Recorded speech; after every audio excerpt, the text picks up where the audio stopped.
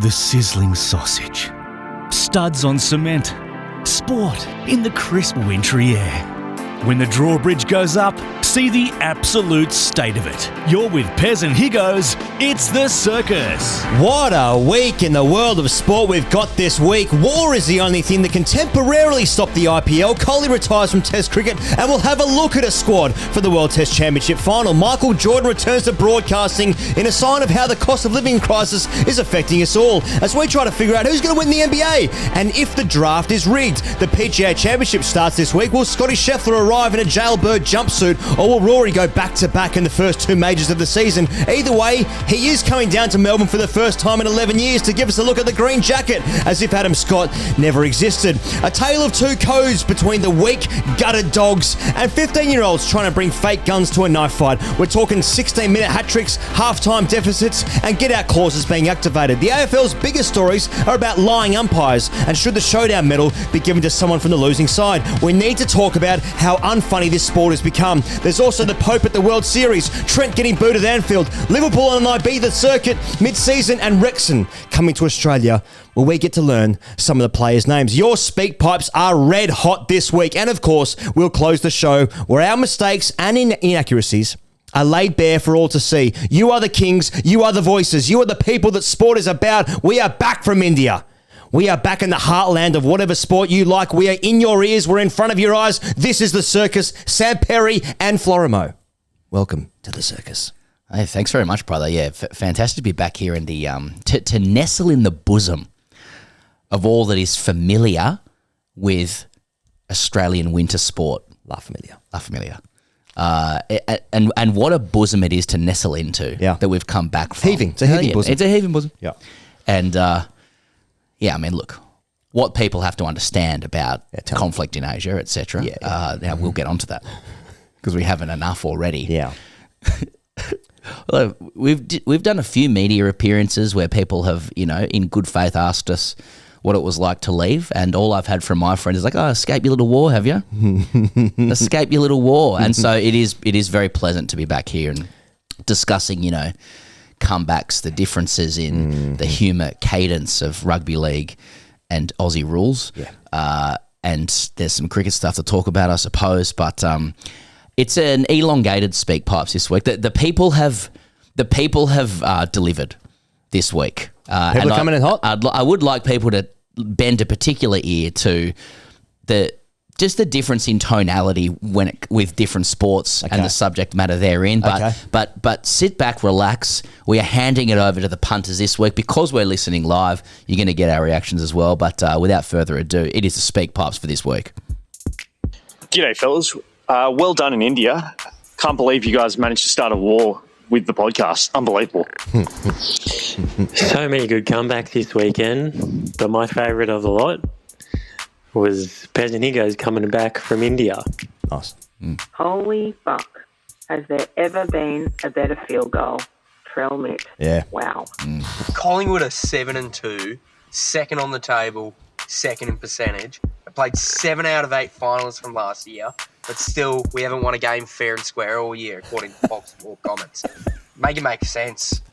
And boys, credit to you for your recent political dalliance in the media, but if you get back to your roots, there's the Coopers Hill cheese rolling competition is coming up in late May. If I could get your thoughts on who you think is going to bring home the 7 to 9 pounds of Gloucestershire, that would be most appreciated. Cheers. Freo, torch the Crows on ANZAC Day, Friday night footy. Alex Pearce looks amazing. We'll never lose again. Oh, it's over. Knicks and 5, baby. Fucking Jalen Brunson's fucking him. Knicks and 5. Bing bong. So we're just taking a look at the Crows fixture this week. It says we're playing the Pies at G.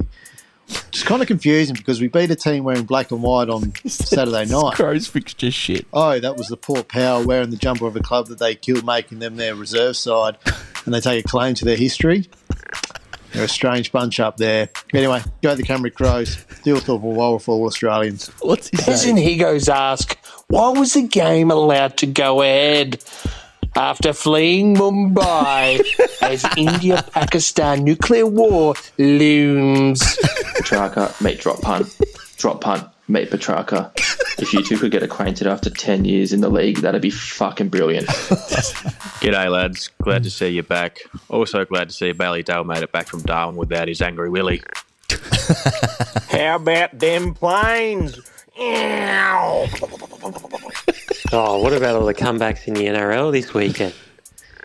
Latrell kicking a drop goal from fucking 60 metres out. It was more like 48, but we rounded up to 60. The Dogs fucking getting me horny. Love a good comeback. I wish someone would come on my back. Boys, did Charlie press the wrong button? There was a grade cricketer episode this week. It's fucking May.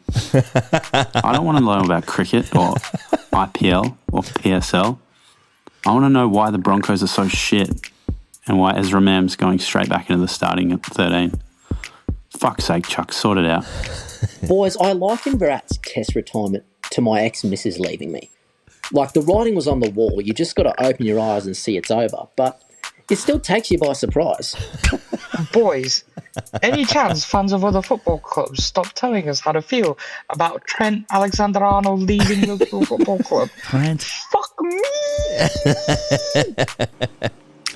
Look, Spurs fan here. Just want to remind everyone of a couple of things. Harry Kane has just won the Bundesliga with his mate Eric Dyer, meaning that trophy drought is over. Spurs have beaten United 3 times this year, twice in the league, once in the cup. This all leads to only one result. Yeah. 3-0 United. Hands out. Boys, any danger of Plappy, your boy, getting some luck in a bloody time trial? Stacked it in the Giro, the poor bugger. Yeah. And yes, I am the cycling nuffy that spotted Higgos on Toorak Road circa 2021. I wondered. Boys with Pez's eyebrows on the ABC this morning. Showed our own postcode. It's not easy. It's not easy in eyebrow land, believe me. One of the great ironic punishments actually is that you lose all the hair on your head. You can't grow any, but it's just fucking unmanageable on the old brow situation. Yeah. Leave it a couple of days and you're in all sorts. I mean, sorry, Flo. We you know, like, are we talking laser here? There's a boys actually from a female fan. Has Pez got laser? I'll look at it. I'll have a look at it. It's not easy. So we have returned, from India, and look, the main takeaway from that is that we were unable to get to a Maidan to kick the Sharon around. We brought it over. Yeah, we did bring it over. People might have seen we kicked it around backstage at one of the shows. We were trying to file for Sunday Footy Feast, our ongoing commitment and connection to Seven's AFL coverage. Soon to be Logie Award winning. I would have thought feature on Sunday Footy Feast. With that in mind as well. With that in mind, particularly given local footy's back, we are properly soliciting your local footy clips this week for Sunday Footy Feast and beyond. If you've seen anything from the local level that requires national conversation, national illumination and analysis, we'll dissect. Dissect that. A dissection that may also involve Campbell Brown and Kate McCarthy. Yes. If that is something that is getting you hot and off. Yeah. Then send it through to any DM that we own. Just because we will find it on the internet, but it's much better if we get it from you. Now, if you are a Patreon pay pig, that's also good. But if you listen to the circus, if you listen to the Grade Cricketer, and you're thinking, you know what, I'm going to get behind the boys here, and I wouldn't mind some dissection on Sunday Footy Feast, because you get it in the Channel 7 footy media lights as well. Like it's like they're in a new studio there. We've got makeup on. There's a nice serious desk. Everything looks dignified and professional, and I just think it adds like another humorous sheen. Like if you want to rip on a friend of yours that has fucked up in a local footy game or whatever, then you're going to get this. You're going to get the Seven treatment. It's going to get the guffaws and laughter of Jason Richardson and Campbell Brown in the background. My kingdom as well. My kingdom. Exactly. So again, any DM, just send them through, and there's no joke. Sunday Footy Feast, but send it through. It's a circus pod, Grade Cricketer, whatever it is. Whatever it is, you'll be able to find it. I saw the Fev actually playing some local footy, just plucking one out of marks. Exactly. Anyway, good for him. So let's we'll start with cricket, seeing as that's where we've come from, and that's the spirit of this show. And that is the spirit of the show. So players are weighing up whether to return to the PSL and the IPL. Obviously, two big tournaments on at the same time in the T20 format. And look, it seems like for the most part that a lot of guys are going to go back. Others less keen, I would say. And I don't know what else you say, but each individual's decision is so unique to them and their circumstance. I'm gonna hypothesize as well. It matters how much you're playing and how much money you're on, and what's on next for you, and what your life is. What your life setup like. is. Yeah, how old you are. Yeah, all those things. Yeah, your marital status. So for me, I'm 38 and do a podcast, and I thought, let's get. We're going back, aren't we? I'm a celebrity. Get me out of here. We've got to go. We've got to get back to Delhi. We've got 2 shows in Gurugram. The people have asked for it, and we're going to deliver. Yeah, where there are apparently some drone strikes on the way. Anyway, so I don't know what you say. I mean, it's just from over here, it seems like it just seems extraordinary that the competitions are going to go back ahead. For the moment, the ceasefire seems to be standing. In the immediate aftermath of the ceasefire, it seems like both sides broke that ceasefire very temporarily. But now it seems like more or less business as usual kind of thing, which feels, as I say, from over here, quite uncomfortable. But that's just, the game is the game. And we move. Oh, well said, mate. Well, I guess the game is a game. Yeah. Yeah, look, there's a couple of comments I want to make, and I want to make them on behalf of the people who listen to this show. No one fucking watches the IPL or the PSL in Australia. That's it. So gives a fuck about it. Yeah, or gets news about a war happening in India and Pakistan. Right. Simple as that. You only have to look to my family to understand that no one knows or cares. No, anyway, and friends. No, so there is that. There's a lot of people going like, I want you to talk about what's wrong with the Broncos, the conversation between Madge Maguire and Phil Rothfield this week, and the cruise that they went on. After losing to a severely undermanned South Sydney Rabbitohs, right? Severely undermanned, in terms of salary cap. Okay, yeah. Okay? There is that perspective from most people. But another perspective is, wow, players are going back to where there's a war. What does that say about power structures in cricket? Right. Another thing I'll say quite earnestly is I think that the business as usual approach to matters in India is something that's quite normal over there. And even speaking to friends of ours, from India, they do say that terrorist activity on the border, vis-a-vis Kashmir is something you probably hear about every fortnight, and that BAU is a normalised approach to things. It actually helps people feel better.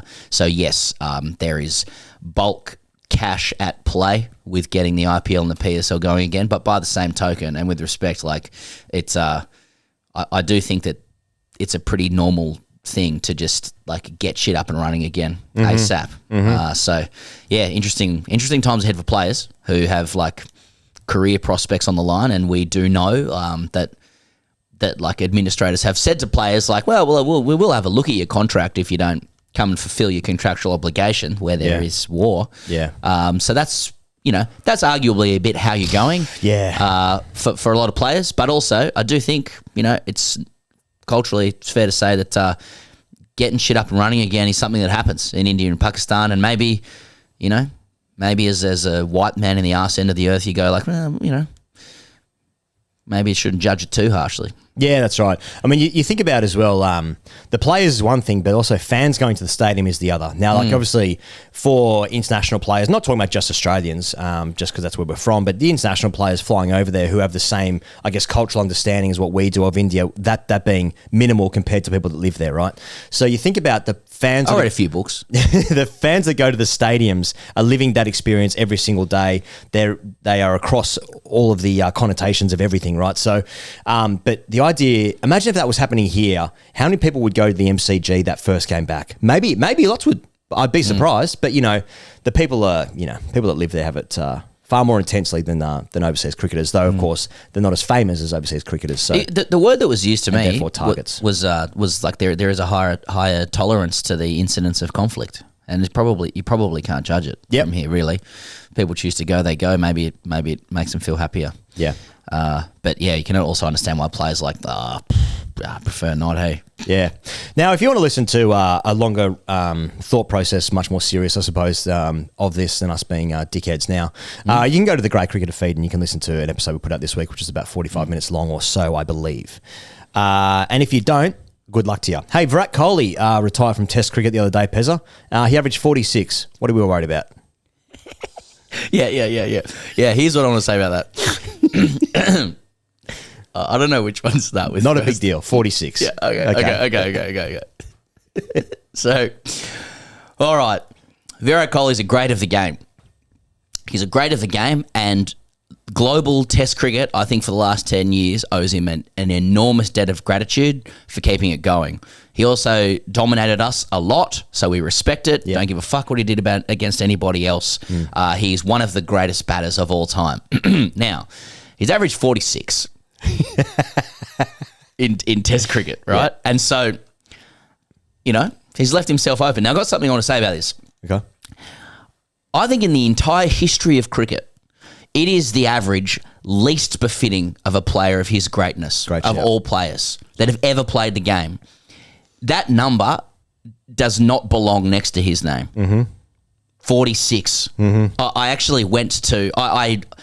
I shudder to think of the other names that are in and around 46 in Test cricket who have played 20 innings or more. I shudder, right? Because I can guarantee without even seeing that list that he'll be the best player of all of them, right? Douglas Jardine, 48. Okay, he did a couple of things. Now, no Test average in the history of cricket better underscores the home shit tips he had to endure for a decade.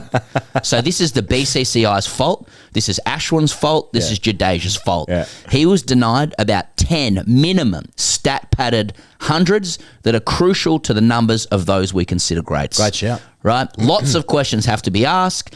And now he, unfortunately and unfairly, will have to endure some of the grimmest Anglo memes for time immemorial. That we will lead. Yeah. That we will lead. Sorry.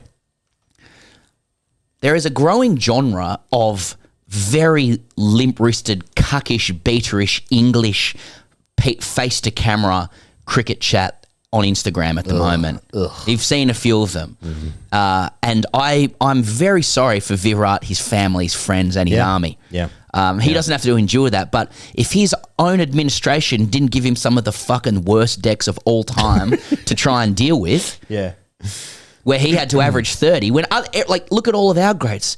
We had some of the best decks of all time to cash in. Yeah. Against international twos. There was 15 years where Australia would bat first and score 500 and the game would be over by tea on day one. And for the rest of their lives... And we'd fucking drink it in. Oh, and still do. Oh, yeah. For the rest of their lives, they just have that number next to their name. Christ. Virat just arm wrestling his way through that garbage. Still ends up with 46. Stall gift styles, he's winning, But it doesn't matter because no one remembers the stall gift 5-10 years on. 5 minutes on. Yeah. All we're saying now is you led it with, it's like 46. What are we fucking talking about? What's this shit? Why is this news? What's Slater average? We've fucking been too far off. So he was a symbol of the new India. He, he was much bigger than that number in Test cricket. And that's before you get to ODI stuff, which he hasn't retired from. Yeah, whatever. So he's retired from T20s after winning the World Cup in the Caribbean and the US last time round. He's retired from Test cricket, but he's still available for ODIs, which I'd imagine is the last thing he wants to win before retiring. So there you go. Anyway, the World Test Championship final squad has been announced for Australia. There are no surprises in there. It's Khawaja, Constas, Labu, Skakni, Green, Smith, Head, Webster, Carey, Inglis, Stark, Cummins, Hazelwood, Boland, Lyon, Kuhneman, Brendan Doggett as a travelling reserve. After wonderful Kuhneman sneaks in. Schooneman sneaks in. But this is also a squad. Schooneman. Yeah. Hey, that's a rebrand for him. Schooneman. I've just done it. Yeah. You're welcome. Accidentally. Well, that's a collab over there in the UK as well. Schooner scorer and Matt Schooneman. Done. Schooneman here. Cameron having a fucking epileptic fit. That's right. It's also a squad for the West Indies tour, which happens after the World Test Championship final. Double up. Over there. So, I also, another thing I've enjoyed actually recently is people that are that have started social media accounts for cricketers that don't have social media, i.e. Travis Head on Twitter. Travis Head does not have a Twitter. Yeah. Josh Hazlewood does not have any social media. No, he does. No, Hazelwood's in huge support of the Indian Air Forces. Yeah. The boys in blue. Mate, you should see the numbers that these accounts are doing. Dude, he should actually do it and then say it's it. It's in like semi-broken English as well. Yeah, it's awesome. So it's like, and when I say semi-broken, it's like it just doesn't read cleanly like someone that was born and raised in Australia would tweet that, for example. But the numbers these accounts are doing, I'm just jealous. Out of control. I was rolling the back of my head. Some of the Indian cricket aggregator accounts are just fucking, mate, it's their eyes are like a feature on Queen of the Nile, just fucking spinning. This is Diwali, this is Christmas, this is Easter. Like Kohli retiring. India-Pakistan war, IPL back on, and Travis Head saying, Kohli was a good player. I mean, fuck me. I reckon Rohit's retired and Kohli's gone like, I either captain this team or I'm out of here. Yeah. I'm already in trouble at home with some Insta stuff. With Anushka, and I'm not playing under Shubman Gill. Yeah. So you either let me skipper or pack him, and he does famously get on very well with Gautam Gambhir. They patched everything up. Good mates. And Rohit and Kohli are gone, and Gautam's coach. So pack him, Stan. All right, let's get into the real show, Pezza. People don't want to talk about cricket, okay? Fucking hell. I just thought some cricket. I thought the cricket news was interesting this week. Constance isn't opening in this game, by the way. He's not playing the game. He's not playing. Yeah. He's not playing this game. And there'll be, George Bailey did say. George Bailey said, like, he's not the finished product, he's on a journey. He said other things, but that's where they cut the quote off. Cut it off. Which is where you should cut it off. And I don't think that's the kind of signal you're giving for a guy opening the batting in the World Test Championship final. Against Rabada et al. Yeah. Whereas with Cameron Green, it was like he's produced many quality test performances for Australia. And is a generational talent. Yeah, and he will bat 3 in this side and Marnus will open. That was the quote they didn't pick up. Yeah, that's right. I think Bailey said, there's a couple of candidates for opening. Marnus, Josh Inglis, Usman. Yeah, that's right. Yeah. Anyway. Dave sorry, and that's right, Warner and Marcus Harris on the squad. Now, Pezza, as the number one Bears fan out there, I want you to give us a Bears update. It's happening. It's happened. But the Perth people in some corners of the world, they're not happy, according to some media.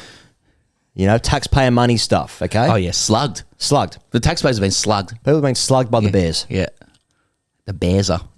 People chanting, we don't want any more Bears. Yeah. Yeah, true. Yeah. Well, that's a great way of announcing that the Bears have been announced as returning from the last time. Thanks for that. Yeah. We awoke to news in Mumbai. Now, that's something I never imagined when the Bears were cut from the comp in 1999. Playing their last game against the North Queensland Cowboys, winning 28-18. Good game.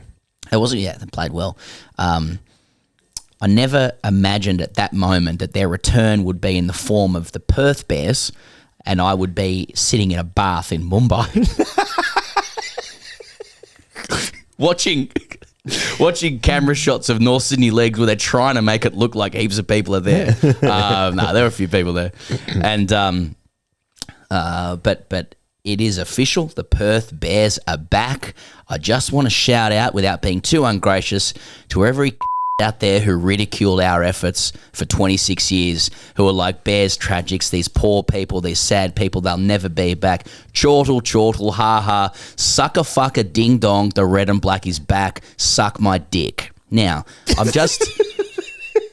Now, that is a part of me that I'm now putting a bubble around and putting aside, okay? Out of dignity, but that's on behalf of people that know what I'm talking about. Okay.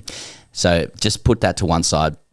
It was funny to see an entire segment of Media Watch, 4.5 minutes on the ABC, dedicated to the disparity in coverage between all the news networks in Perth around the Bears coming back. Notionally pretty big piece of news. Channel 7 didn't cover it. They were showing a baking show at the time when the announcement happened.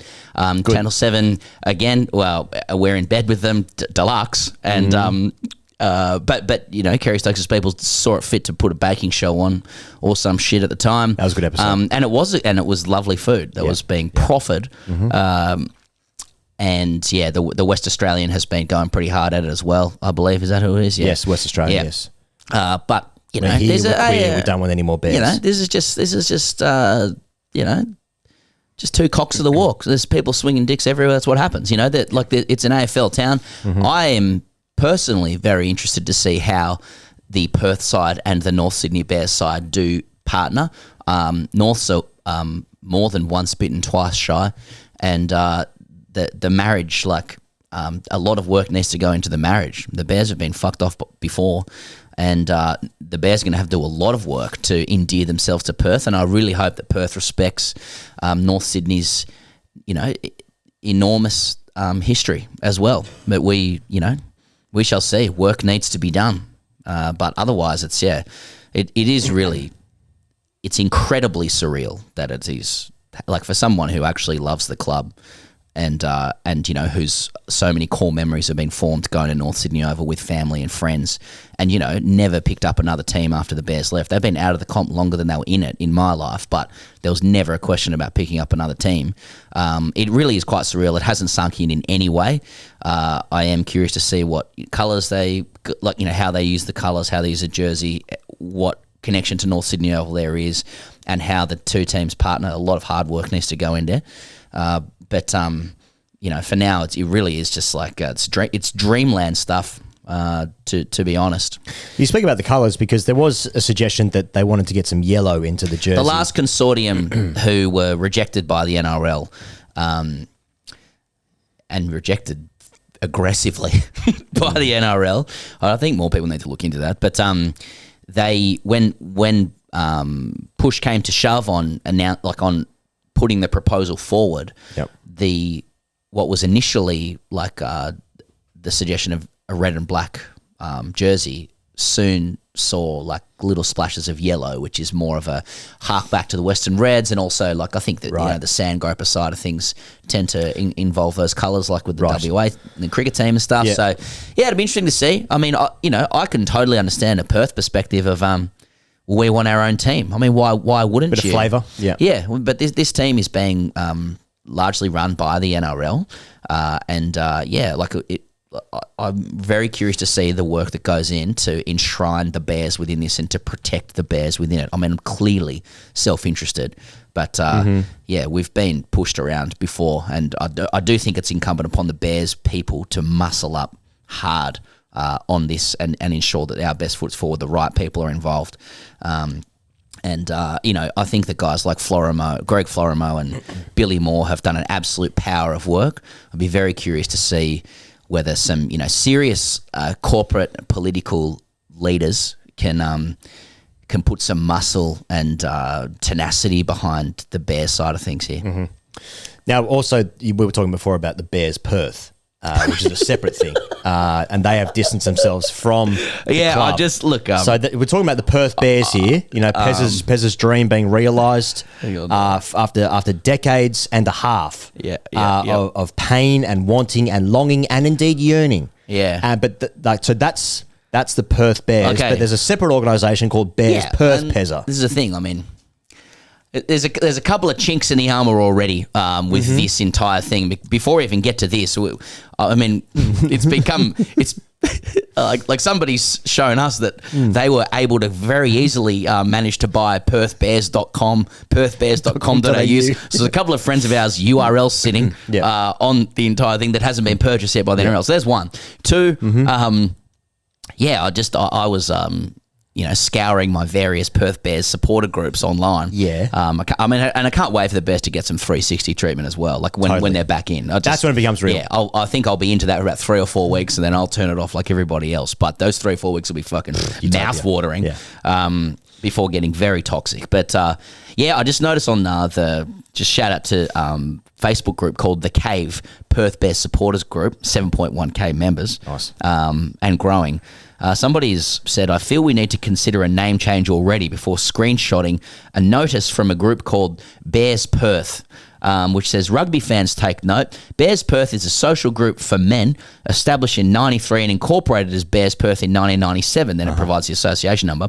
We are not associated with a newly announced NRL club called Perth Bears. Please do not sign up for membership if you are here to join the rugby club. Perth Bears is a social club for male and male presenting people over the age of 18.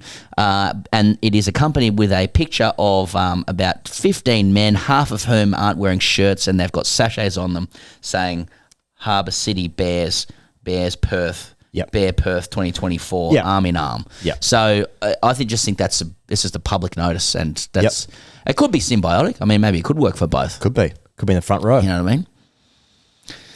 So Bears. Yeah, there's a Bears update from my end. Okay. What about Latrell Mitchell just sinking a drop goal from 65 out? Yep. Yeah. always run to the nearest 65. Yeah. And if you want to be stickler and go like it was 48 or 49 metres, the best thing to do is go, it would have gone 60, which it also wouldn't have, but still. Yeah. Into the wind. Was it in the rain? It was wet. I'm not sure if it was raining at the time. 49, if there's water about, that's worth at least 70. He kicked it from the car park. It was fucking beautiful. So 78 minutes gone. Bunnies against the Broncos, 14-14. Nails it, and then he sneaks over after the 80th minute, basically, when he drops to his knees and pretends to just submit in the tackle, and then just scampers over from dummy half to make it 22-14. And don't discount that Pezza for the points for and against the end of the season. A crucial 6 points at the end there, you know? Of course. Could be very important. Of course.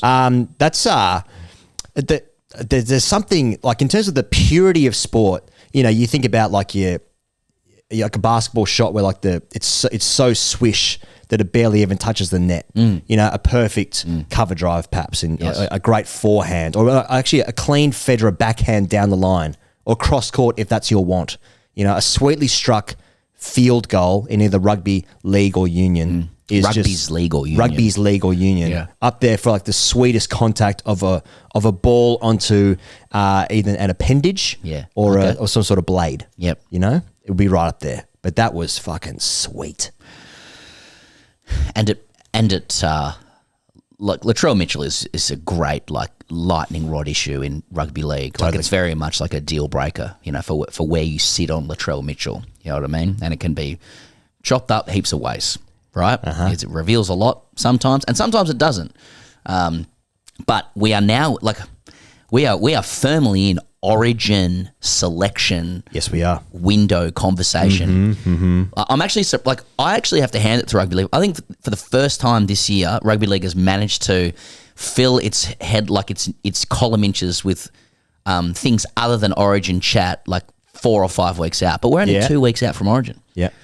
I've only seen one thing about like Moses and Cleary halves combination for the Blues. I've only seen one conversation about that. Yeah. Well, famously, Mitch Moses was on Channel 9's 100% Footy on Monday. Okay. He was not going to appear I see. At the behest of his manager, Isaac Moses, the most powerful man in the game, unless senior journalist Michael Chamas was removed. If Chamas is removed... Yeah. My client comes on the show, joins the show, and Chamas was replaced by Danny Weidler, of course. Yes, yeah. Now, Mitch Moses on 100% Footy was asked, would you like to partner with Nathan Cleary at State of Origin and play 5'8"? Are you ready to do that and play over the left side of the field? Now, Mitch Moses controversially has said, yes, I can do that. I can do that. Yeah. And now, what would have been better if he goes, when is it? Yeah, that's right. Is it Wednesday night? To be honest, guys, it's 7 or nothing. I've been clear about that from day dot, right? And I wouldn't put past Isaac Moses to have that power, in the chamber. To be honest, so Latrell Mitchell is another conversation. New South Wales are brimming with centres. You're looking at your Stephen Crichtons, you're looking at Latrell Mitchell, you're looking at Tom Trbojevic, you're looking at Bradman Best. Bradman Best, a standout performer in the Origin clinching victory last year. Tom Trbojevic, many people's best player in the code.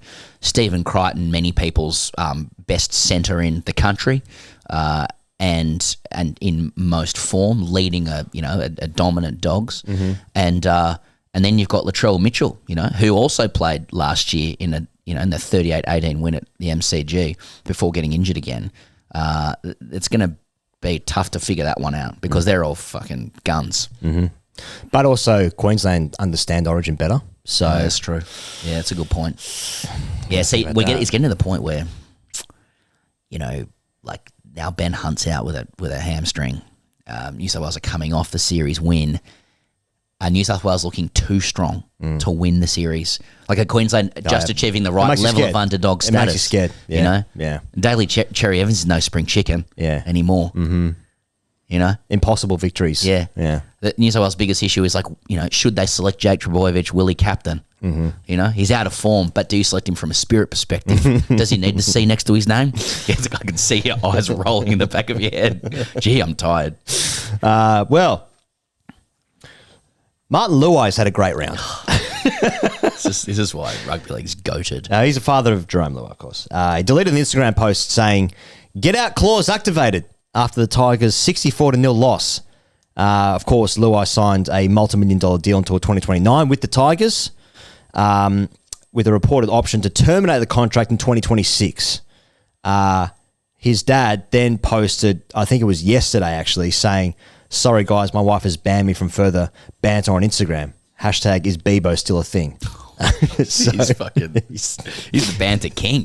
It's Marty. Because he's not Martin Luai anymore. He's Marty. He's Marty Luai. And you know what Marty's like. Different than Marty Sheargold, who's had a tough year that all would round. be confusing. And now, so I like the idea that your son's playing in the game, one of the highest profile athletes in the sport. A big move, big money move to the Tigers. Can he be the sort of lightning rod to take the Tigers back to some sort of competitiveness after so many wooden spoons on the bounce? And then, then they get thumped basically after a good run of form. The Tigers got themselves to 8th before this round, and then he's like, "Well, I better jump on Instagram here and just put a bit of pressure on my son unnecessarily." Now, I think he was joking, and if you knew him, it's like that's pretty funny. But if you don't know him, it's like, well, you're just causing headlines, aren't you? But he has cleared it up, so it is funny all around. It's anybody who doesn't think it's funny can get in the bin for me. Like this is where rugby league is king. So the Tigers, finally resurgent, appearing to have it together, the pieces in place. Finally the jigsaw is coming together. Youth, experience, a young coach making his way, some superstar talent in Jerome Luai, leadership, and then over the last couple of weeks, Lockie Galvin said, "Not for me. This club's not for me. I've had a look around. I wish not to be here." And the Tigers have come back hard at him, right? They finally recalled him to the side. We kind of need you. Yeah. And then just as the wheels start to they start to get the wheels going in motion again, they run into the juggernaut Melbourne Storm at home on a Mother's Day. And the Storm on Mother's Day is unstoppable. Sun shining in Melbourne. That's your first warning sign. See you later. Pappenhausen in the mood, 36 points in the game. And they lose 64-0. And some of the old wounds and some of the old memories and scars start to resurface. If a scar can resurface, boysactually at gmail.com. If you're a physician out there. Exactly. Please do it as pettily and as thoroughly as possible. First of all, get back to work. And it's just at that moment, right? So we know Galvin's off. The Tigers are looking like the bad Tigers of old. Yeah. And their superstar, Jerome Luai, who has said, "Come with me, I will lift this club up from the doldrums." I do have a clause in my contract saying I can leave at the end of this year if things aren't going well. Right. Has his dad posted on Instagram saying, "Get out clause activated." And I like in the follow-up, he goes, that you've got the quote here it's his, "Sorry guys, my wife has banned me from further banter on Insta." So it's no comment on Jerome. Yeah. Is Jerome? Yeah. Jerome hasn't made comment. Jerome Sena goes, "Well played, Dad." Has Jerome distanced himself? Oh, I see. From it. No, well, has he? I see. Or has he said nothing? I just got a question for you. Are you picking Luai in the State of Origin side? Yes. Thank you. Yes. I like not only your answer, but the pace of that answer. He is a player for me. If you don't understand Jerome Luai, you don't understand rugby league. It obviously helped when he was at the Panthers, who won 15 premierships in a row. With Nathan Cleary, who would be joining. Right. So Jerome Luai is one of the most important, if not the most important player in the New South Wales team. Yeah. IMO, especially when you watch live. It obviously just hurts when your team is struggling a little bit. But the team is not struggling that much. I mean, that no one's really stood out except for the Bulldogs. But that is bad. But that does, the Tigers aren't going to win the comp. They are looking to be competitive. You can't go from where they have been to finishing second. That's just not. That's not really how. Well, actually, it can happen in league, to be fair. It's just this underbelly stuff. The show with Matt and Abel, but the thing with the Tigers, who are the best story in rugby league for me, the best to follow, and that grew up in the area, friends follow. I always get behind the Tigers without feeling anything. Is that they, like every other club who has been at the bottom of the table for a long time, they are subtly assisted with soft draws to begin the competition. Mhm. If you do look at their draw, of course they've played teams that are decent, but they haven't really had a sustained run against like solid, ruthless, top 4 NRL sides. And I feel like they're just starting to run into them now. They usually get given those sides in the Origin period because those teams are depleted with players at Origin. And to run into Melbourne at this point away from home and to get, like, I don't know if it's a wake-up call or if it's a one-off or that the touch-up means something more. I can understand why Tigers fans are rocking back and forth. Galvin's gone. Luai's dad saying, I might pack him as well. They lose 64-0.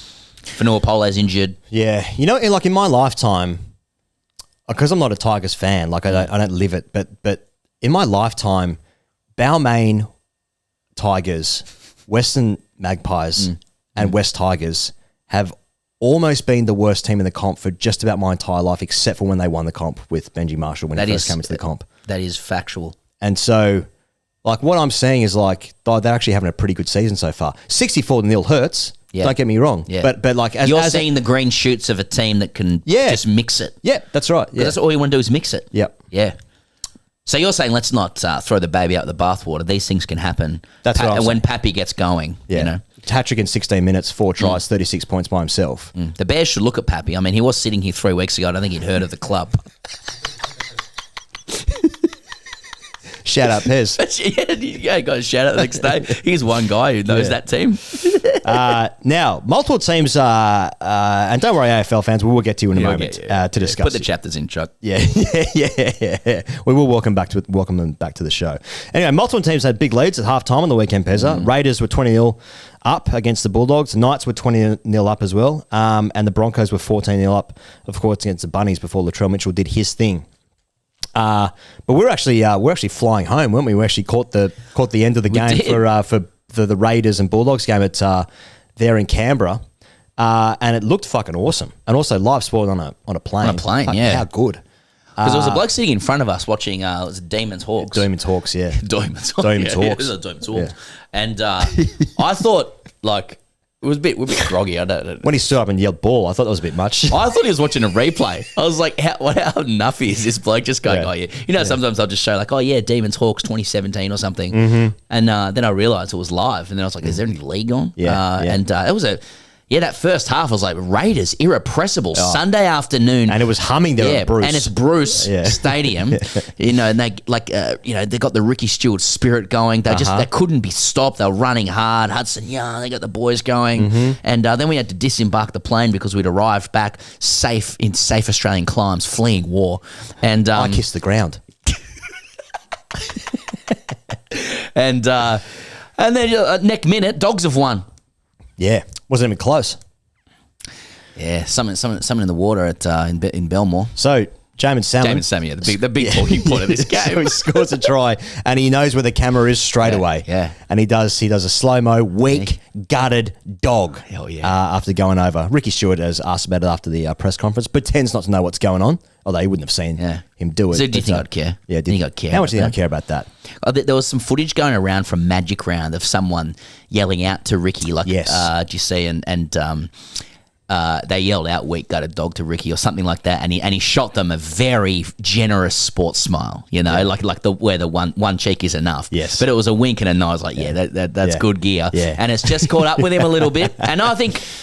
This is just narrative. Everyone's a winner, are they not? The combination of words that Ricky Stewart chose to use there, it's just like the purchase you can get off the end of each word. As a man of purchase, gutted dog. Yeah. Game recognised game from you. We're not going there. Like you have to join Patreon to understand what we mean by he goes getting purchase on certain words. Patreon.com/greatcricket if you do want that. But yeah, I am recognising that. I doth me cap. Yeah, that's right. Yeah. Okay, so that's good. I just wanted to shout out as well. The Panthers The Panthers trainer put water on the ball. Oh yeah. Well, that's and then didn't they figure out that the Cowboys guy was doing it as well? Oh, okay. And how far back does this go? Yeah, okay, yeah. So for background, there's a bit of a kind of Zapruder style footage of Shane Elford, former Tigers player again, attracting stuff. He played for the Panthers as well, but trainer for the Panthers, giving the ball to Dylan Edwards ahead of a kickoff, so that would have been received by the Cowboys. Right. But before kicking off, he sprays the ball with what we can assume to be water from a Gatorade bottle. A person in the body of Shane Elford, or purporting to be Shane Elford through the screen. Yeah. And what looked like a football game between the Cowboys and the Panthers. What appeared to be and was presented by KO Sports, PTY Ltd. No, I wanted to shout out where I've got it here. This is where, although Souths are heavily undermanned at the moment, Souths fans should be excited. I know I've got a. Here we go. Yeah. So this is Laurie Daly's given a hint that Latrell, will be picked for Origin, right? And he says if Latrell's fit, he's going to be hard to leave out. Now Laurie Daly's a coach, so it's I'd imagine if Latrell's fit, then, but maybe Laurie Daly just make a hard decision. He goes, well, I just said it'd be hard, and it was, and I did it. And what about Constas? Well, I've got Constas here as well, but now this is where if you're a Souths fan, you're in the promised land. Okay, because obviously you're coached by Wayne Bennett. Yes, Wayne Bennett's saying, let me tell you, nobody in Queensland wants Latrell Mitchell selected for New South Wales. Now, I don't know if that's 4HS. Yes, okay. From Wayne Bennett, the greatest sports smile exponent in the history of the game. Does he have Bell's palsy? But he goes on in this article here. Australian cricket legend Steve Waugh made a cameo at South Sydney training on Tuesday after being invited by Bennett. And said that while most of his time was spent catching up with the coach, it was easy to see what kind of impact Mitchell had on the playing group. Waugh was a Wests Magpies fan, then followed Canterbury, changed teams, and has since befriended Bennett and Broncos coach Michael Maguire. Waugh says, it's obvious when he's on, the team knows they can beat anyone. Rarely in sport do you get people with the X factor. When you've got them, they're pretty precious to have because they can turn a game and win a game when no one else can. They can do things no one else can do. Yeah. When people come into offices and they give these people have achieved things in their life, they're often athletes or they're extreme adventurers or entrepreneurs perhaps, and they come in and they speak to your office about how to bond as a team or whatever. Steve Waugh he's probably on the podium for me of a guy to come in and sort out the office culture at my work. He could come in wearing a baggy green and some BP sunglasses, my kingdom, and say, get your fucking timesheets in. Yeah. And I'll say, yes, Mr. Waugh. Yeah. He wouldn't be looking at you. It'd be come out the corner of his mouth. You'd have to stand at a 90-degree angle to him to hear him craning your ear. But nevertheless, he says here, we all know Wayne Bennett is a genius. So is Latrell.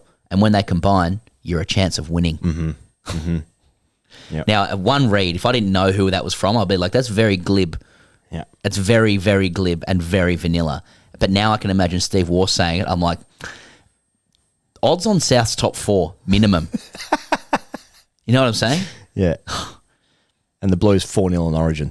This is what people are dealing with, right? Like the West Tigers are trying to get back. Guys are working hard. Terrell May, Fanua Polo, Benji Marshall, one of the greats of the game, making his way as a coach. John Morris, Bags there with a Z.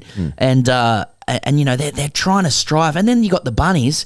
Wayne Bennett's your coach and is inviting Steve Waugh in. Is there even a fair competition? Yeah. Is there a salary cap for this? Yeah. Just for guests that you can get in. Wonder if they can get an AFL coach in there.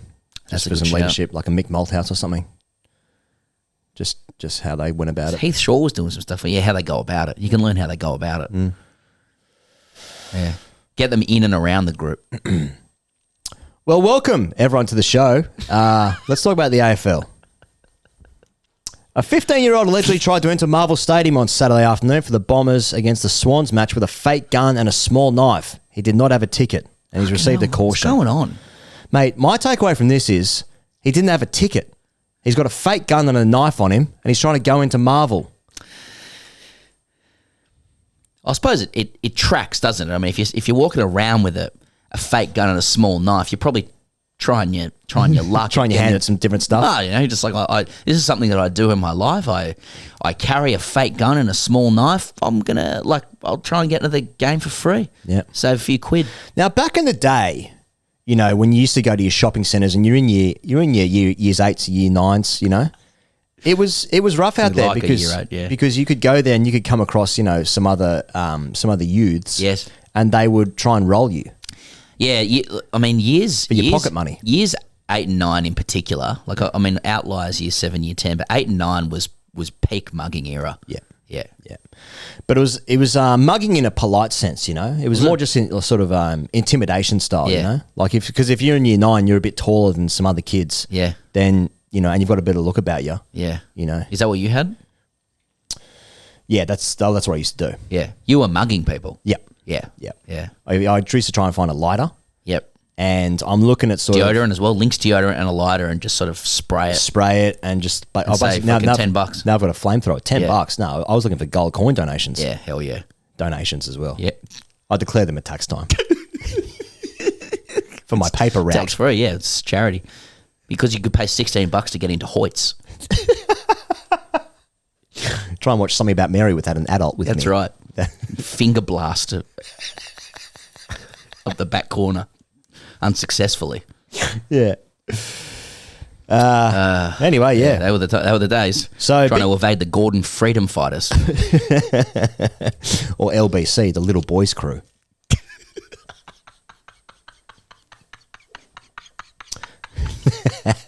We're all talking about AFL, aren't we? Oh yeah, that's right. Sorry. Yeah. Anyway, yeah, I guess that's a couple of times now. Because obviously at the beginning of this season, someone tried to bring in a gun. Yeah. Guns plural to the MCG, and then this has happened. So you know, all gone pretty well in that regards. Yeah. Good stuff, boys. Actually, at gmail.com. He goes, it's actually regard. Please. 3 pages on that'd be good. Yeah.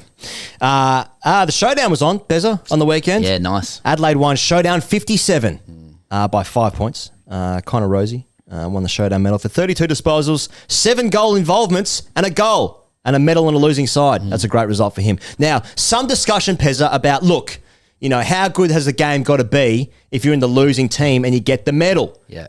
You know, whether it be for grand finals or for showdowns, or for derbies or rivalries, generally speaking, you know? Should it always go to someone from the winning side?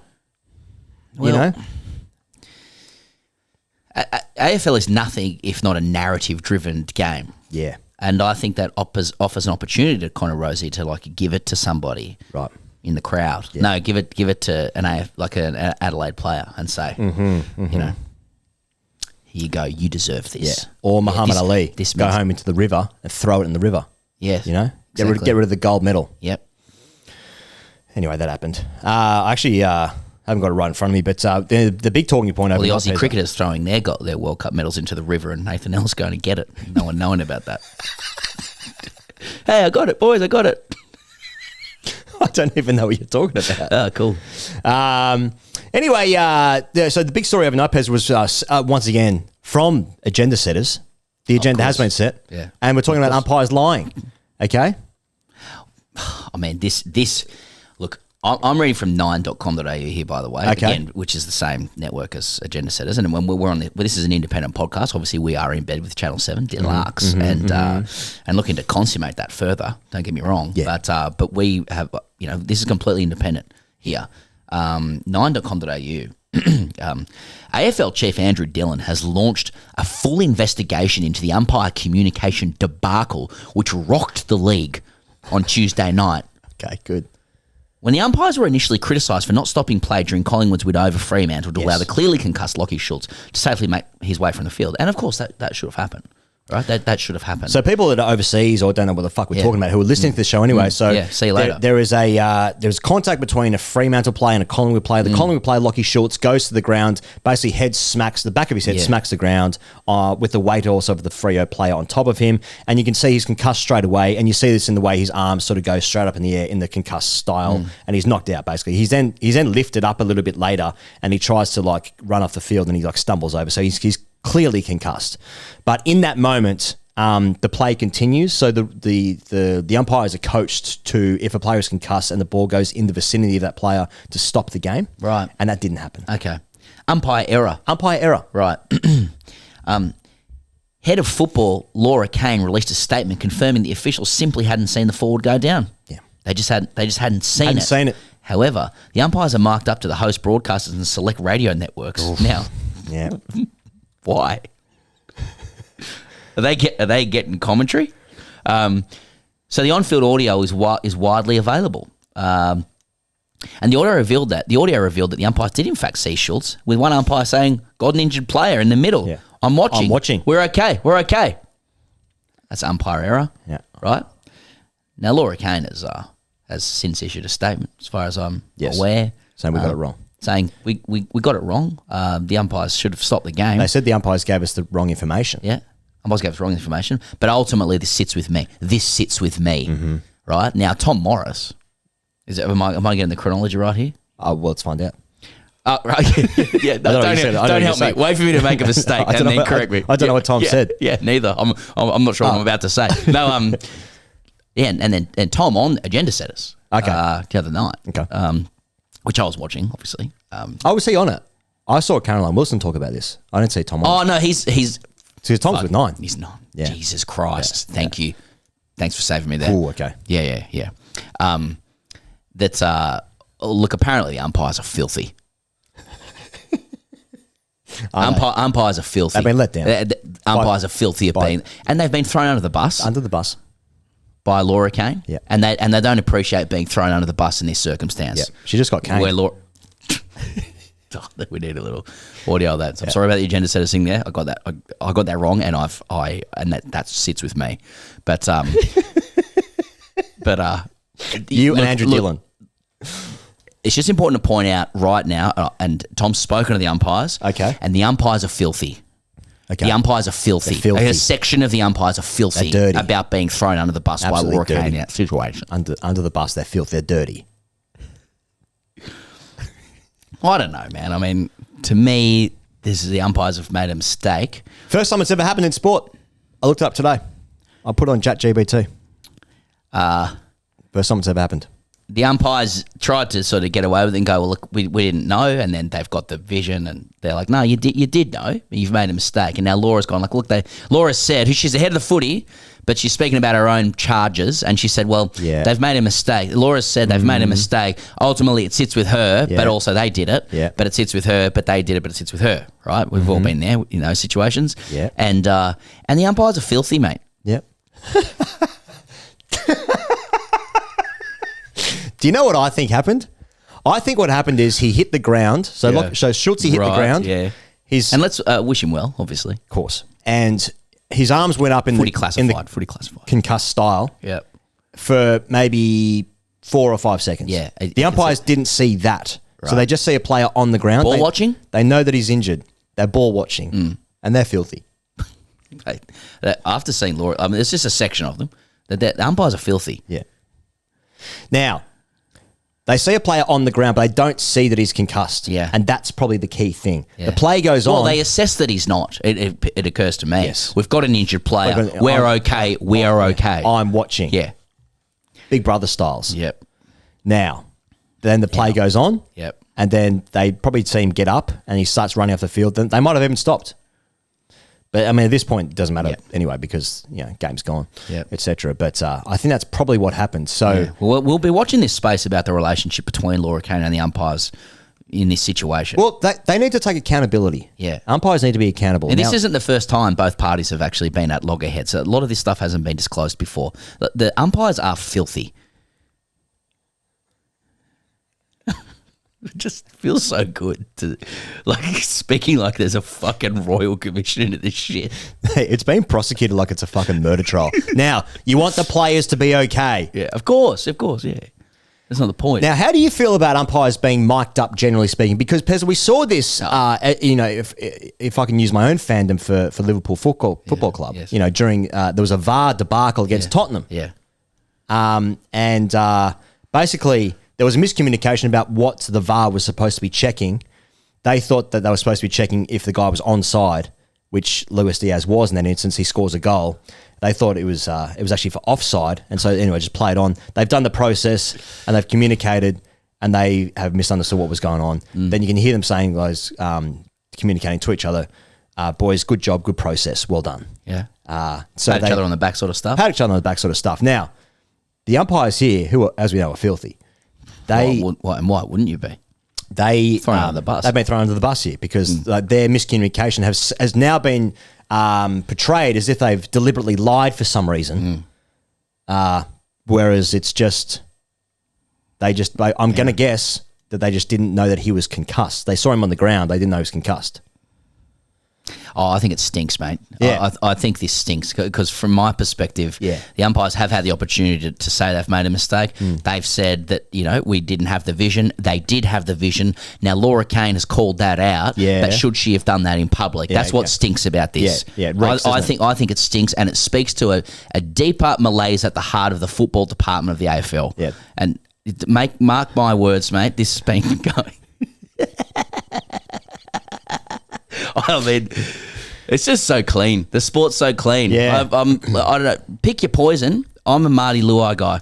Yeah. In this situation. Yeah. I'm a weak gutted dog. Yeah. Jamin Salmon. But still, you've got to cover the footy. So where have we got to? Now- There was a gun and Connor Rosie and the Laura Kane stuff. Now, the other news is that the Lions are top of the table, but they'll be disappointed after their draw against the Roos. Against North. 71 apiece, I believe it was. Yeah. They'll be disappointed. Haven't played that best footy just yet. Yeah. Chris Fagan, he'll be worried about that a little bit, but they are top of the table. Will he? I couldn't imagine a team to be less worried than the Lions at the moment. They look fucking awesome. Yeah. Teams are allowed to not go well. Yeah, but they've drawn against a team that has only won they'll one be filthy. game. They'll trust me. There'll have been words said in the sheds. Now, people might be thinking like, hey, boys, your team's shit. Swans are shit. And they'd be right. Yeah, they've won the same amount of games as Richmond, who were tipped not to win a game this year. So Richmond having a good season. Swans, after a decade-ish of consistency, at times dominance. Now, shit. How are we supposed to deal with that? It's frustrating, let me tell you. I would imagine AFL in the city of Sydney will be on the nose in about 6 weeks. Now that's probably the wrong phrase there, but I tend to take the view with the Swans that like if you're a Sydney fan, you have had a very, very, very good run. And I'm not saying that run's over. There's a lot of upside to this group, and it is a group, and the footy club. Okay. But, you can have the odd season off, I'm not ruling it out. I mean, the Lions started badly last year.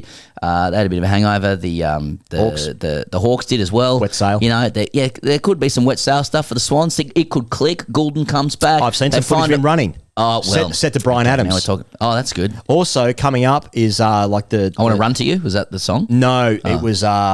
Cuts Like a Knife. No, it wasn't that. It was more romantic than that. It was like Everything I Do it for You, but it wasn't that one. Please Forgive Me. Please Forgive Me. Because he was injured. Please Forgive Me. I've got a broken fucking leg. Yeah. Anyway. When You're Gone is duet with Mel C. No, it wasn't that one either. Anyway, but I've also have seen that it's soon to be dating night at the Swans games. Oh yeah, that's the thing. Which is the thing now. Yeah. Run clubs are out. Yeah. Meeting at the Swans games in. So, Yeah. Birds and blokes getting together. Speed day. I actually saw an advertisement for that last night, and I just got anxious. They meet at I think it's like Forrester's Hotel beforehand. Maybe that's just in my head in Surrey Hills. And they mingle, and there's a little bit of speed dating. Yeah, it's a speed dating setup. I mean, fuck me dead. I get nervous going to the footy, right? Yeah. It's not an issue for me. This stuff, thankfully for now. But where is your head at going to a footy game? But beforehand, speed dating as well, putting your best foot forward. Yeah, chatting with people or whatever. Is that boys actually? Obviously, before you even go to the urinal, some bloke stands next to you. That's right. Jesus Christ, footy's on the nose. Yeah. Anyway, Collingwood looks good, I'm sure a lot of people will be pleased that the Swans are shit for the first time in a while. Yeah, and no sympathy. Correct, and rightly so. Yeah. Rightly so. Yeah. Cock's out. Now, let's talk about football. Trent Alexander-Arnold booed at Anfield. Now, this speaks to the heart of what the rules are around what you are and aren't allowed to do at a football game. Because we've seen this in the AFL as well with bird flipping, players getting in trouble, 3 or 4 players, 3 players, 4 fines this year. Nothing for bird flipping. No stronger force than the policing of football conduct. That's right.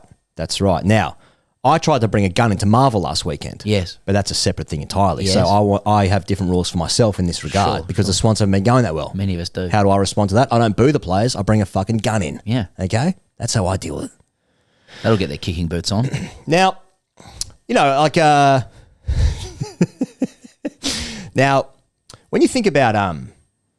Like when you go to a game, you see people booing. I'm not a booer myself. No, because I think it's just an odd thing to do with your mouth. Just the contortion. Just the contortion doesn't of it, feel right. and then just sort of doing that noise at something. It's not really my style. As I said, more of a gun guy myself. Yeah, always have been, always will be. Yeah. I like to point a pistol at players. fake gun. Yeah, run harder. That would feel good. Yeah, start putting lasers in people's eyes. It's not funny. But yeah, just think about people lining up a shot for goal or something.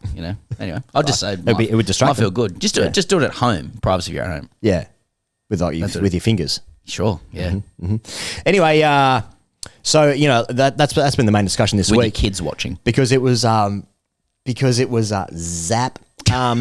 Because this was Liverpool playing against Arsenal, 1 versus 2 in the league. Of course, the league has been run and won by Liverpool. But Trent Alexander came on as a substitute in this game, and once he did come on, there was an echo of boos, not from everyone, but there was a chorus of boos from enough people on the ground, and people thinking, well, is that right? Is that right? And I don't know what you're supposed to do with that other than, that's just going to happen, isn't it? People are going to be upset. People are morons. Yeah. I mean, that's the fact of the matter. Yeah. The large sample, large group of people, you're going to have a decent size of morons. Yes. Trent Alexander-Arnold should be thanked and supported and cheered for his contribution to Liverpool Football Club. Sure. Yeah, but I'm a ticket. I pay my ticket. Well, I paid for the ticket to come and carry on like a fuck job. Yeah. And I will exercise my rights. That's what I like to do. Right? That's how I enjoy my now, sport. I think as former grade cricket players, you can't begrudge that or judge that because generally speaking, when you enter the field of play, you too are exempt from the general rules of society and the way you conduct yourself with others. Now, often when I was at the non-strikers end after my partner had just been dismissed and the new guy came in, I used to boo him as well. Absolutely. If he was a better player than me and he was younger. Or if he hit a boundary.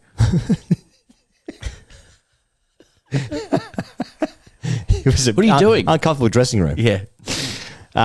Anyway, I've also seen the Liverpool players and coaching staff are in Ibiza on a yacht.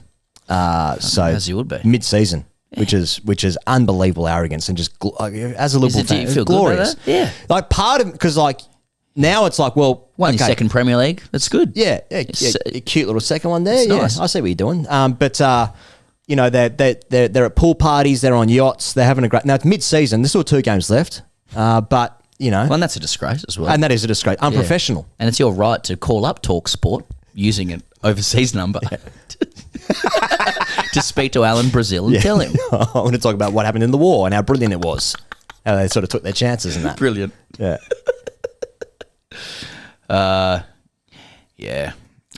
It's I got to say, in terms of as a fan, seeing your team partying midweek when the season's got 2 rounds left, it's a combination of I'm not going to bother watching the rest of the games that are on at 3 a.m. here in Australia because they're not going to win, and at the same time, absolute sheer joyful arrogance. Yeah. These guys are on a massive circuit for a month, and good on them. To the victors go the spoils, and I think in particular with Liverpool, for whom this means more. It's a club rooted in community and who understands the soul and the passion of football and emotion of football better than all else. So I think they're wonderful scenes for the Liverpool Football Club. Now, speaking of football, what a segue! Wrexham FC are going to tour Australia and New Zealand in July. They're going to Melbourne, Sydney and Wellington, Pezza. Good news all around. Good to see the players. Now, people's only interest in that is if the owners are going to come out. And that's what football and sport is all about. Will the owners be there when I go to these games and they play against A-League giants? I think that's what sport's all about. Yeah. Really. Ownership. Yeah. Just like faces. Just the right faces. Okay. Yeah. Yeah. Vinny Rigari's all over this. Is he as well. okay? Yeah, Vinny's got this. And he, again, as you have said, it isn't clear yet whether is it Rob McElhenney? Yep. And Ryan Reynolds will will be there. Ryan Reynolds married to Blake Lively. And you're just reading a sports article with that in it. Yes. But is it like? And Chuck, I don't know if you got the mic on here as the resident Australian football snob, but so Wrexham FC famously and in unprecedented fashion have gone up 3 leagues in a row. Right, promoted 3 times in a row. They now enter the Championship, right, where a lot of teams have parachute payments from the Premier League, but still underwritten by the by the riches of this this Hollywood duo, have just had incredible success now. And it's been great for the city, and people know more about Wrexham and this sort of stuff. But now, you're looking at a sort of as a Wrexham versus Sydney FC. Is Sydney FC looking for a scalp here? Is this an opportunity for A-League clubs to kind of pitch themselves in around where they sit in the pecking order of standard? Because for quality, for quality. Because normally the teams that come out are, global superpowers that can afford to and are looking to burnish their brand. Players are drunk. They'll lose. They'll win. Doesn't matter. Yeah. You play the academy players. You do some appearances, and you fuck off. So last year, Newcastle. The Premier League side, Newcastle, came out to Australia and they played against A-League All-Stars and lost. And what was the score, Chuck? 8-1 or something? Yeah, something like that. So it was 6-1 maybe? Thanks, Chuck. No, it was more. I think it was more than 6. I thought there was an 8. Oh, yeah, I thought it might have been an 8. I don't think it might have been a 0. I don't know if Newcastle scored. You didn't know on the score sheet. I mean, it also could have been 1-0. They were Schindlers. But, it was 8-0. 8-0. Okay. So, and it was Newcastle played their last game in the Premier League on the Sunday, and then they played that game on a Wednesday or something like that. It was unbelievably close to the last game of the season, right? Is that your memory? I think that was a game against Tottenham because they came out as well. Got it. Okay. Did Tottenham play stepped off the plane, just got off the plane and went to wherever the fuck it was? Yeah, I think they left their final game of the season onto a plane to fly to play a game of the MCG. And I love that about football. Against Newcastle United. It's a lovely gesture. Okay. But in this circumstance, so there's never a question about what the pecking order or the the hierarchy around this stuff. But when Wrexham, notionally a lower league club up through League One now into the Championship, plays against the cream of Australia's club football. Is Australian club football having a look at it, going, can we knock these coats off? Yes, and actually burnish our own reputation, Charlie. You're too busy at Preston. Yeah. The MPL A-League. What's that? I mean, Sydney FC are 7th in the A-League, so it's hardly even the cream of our crop. And the games are also said to be in July, which is it's probably 2 months after most teams have finished their season. Yeah, so everyone's Schindlers. But isn't the harbour beautiful? In worse form. Yeah, it's a beautiful harbour. It's a wonderful harbour. And Wrexham will be in their off season as well, right? Closer. So there'll be nothing about this game that has any kind of indication about the quality of both teams. No, that's It's right. just seen colours on the field and Ryan Reynolds with any luck. Wrexham are doing well to get Melbourne Victory, Sydney FC, the two sort of highest profile teams, and Wellington, of course. I think they're doing pretty well. I remember when we said they're doing well to get them, as in to persuade them to play. Well, I think in terms of who those sides usually play in the off season. Yeah, they've played United, they've played Liverpool, they've played LA Galaxy when Beckham came out here. Yeah. Is anyone else coming out? Don't know. See, Charlie, what about Wrexham versus Preston in the MPS? Now we're that'd draw a crowd, wouldn't it? MPL. I'm just going to get ahead of that. Yeah, from yourself. Yep. Would it draw a crowd? I don't think any football fan in Australia is too keen on watching an A-League team play a post-season friendly against essentially a League One side at the moment. Unless they watch the documentary. Well, that's right. So are you viable as a sports franchise or club, whatever structure you take, anymore without an associated documentary? Now there's a question. You know what I'm saying? Yeah. Can you have a successful sport franchise without some sort of backstory? Without creating the backstory. Creating the backstory, narrative, characters, personality. Yeah, exactly. Everything is Netflix. Rise and fall. Yep. That's right. There's only 7 stories in the world. David and Goliath. Because when Liverpool first came out here, would have been Wasn't that a wonderful moment? 10, 15 years ago, I think, when they first came out here, like I'm talking about in my lifetime. It seemed like it was at the MCG and it was a great occasion. You sing You Never Walk Alone as a whole thing. And then they came out here like... Did you go? Yeah, I did, yeah. They came out here a couple of times. Travel since then. down. And you realise like it's just like, this isn't really good. Because I've even heard like Carragher talk about it. They got Gerrard and Carragher to come and play even though after they'd retired because they were struggling to sell tickets. Like when you go to the games, first of all, the MCG as a soccer ground, football stadium, is not good because you're so far away from the action. There are much better grounds in Australia to watch football than the MCG, in my opinion. So then there's that. And then you also realise that like the players are absolutely got no interest in playing at all. And it's just as an experience, it's like, it's actually... It doesn't feel that good to watch like your heroes like play as you would on TV each week. Like you think it sounds exciting, and then like there's something missing about it, and the missingness is that it's lacking, like entirely lacking intensity. I watched, which is fucking harsh, isn't it? But like it's just you're looking at like a deliberate like carnival, you know? Oh yeah, it's cynical as fuck, but you know we're starved out here. You know, we are so far away from everything. Yeah. I went to watch Manchester United versus Australia in the year 2000 at the Olympic Stadium. So did I. Yep.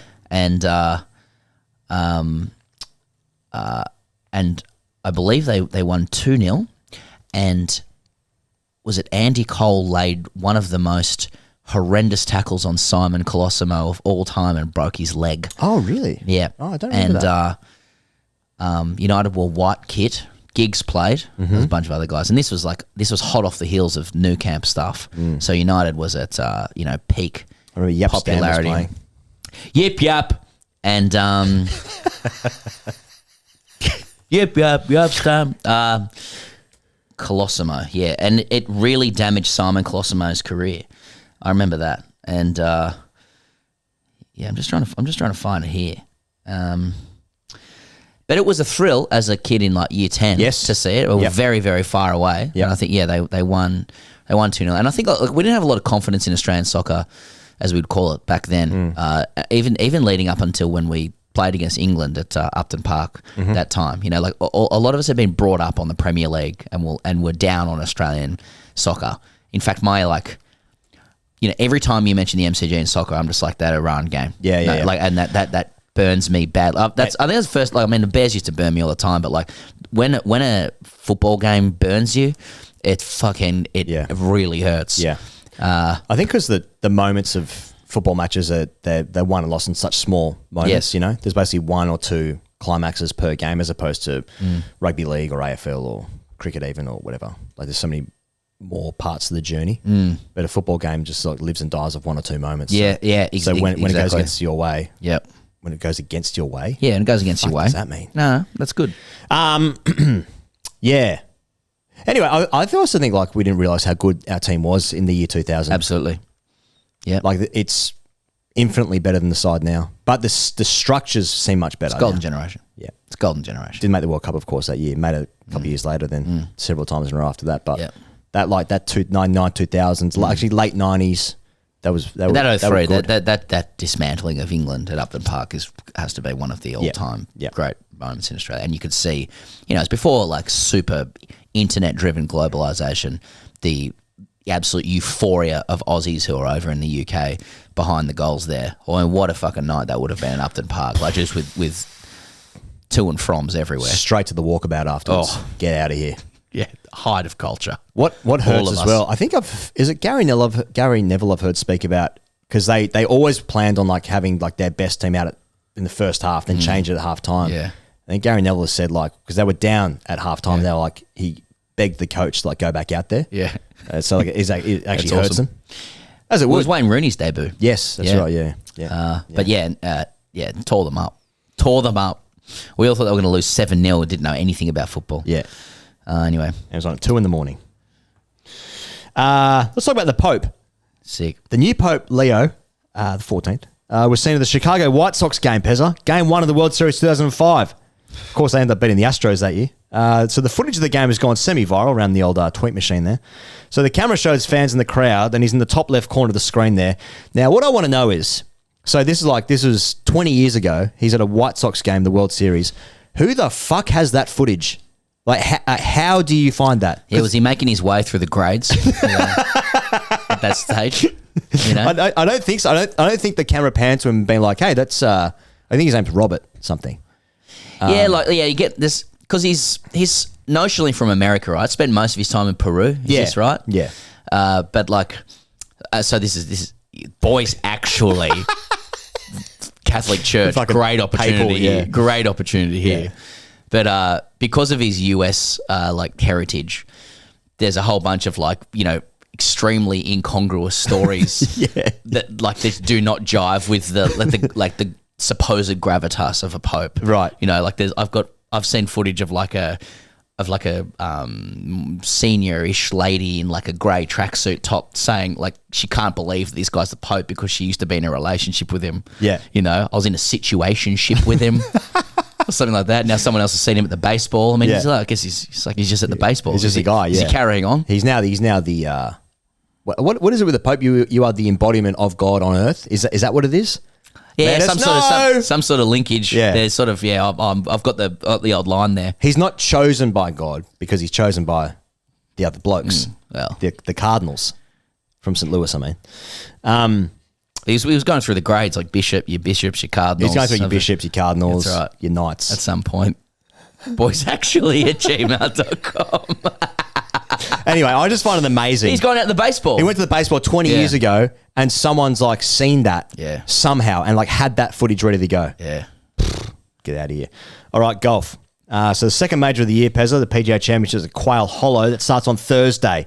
McIlroy, Scheffler, your favourites. People might remember last year the PGA Championship was when Scheffler got arrested. That was what this tournament was. Now, Rory has won at Quail Hollow 4 times. Justin Thomas finished second at the Philadelphia Cricket Club last weekend, where the trophy was a cricket bat, a silver cricket bat.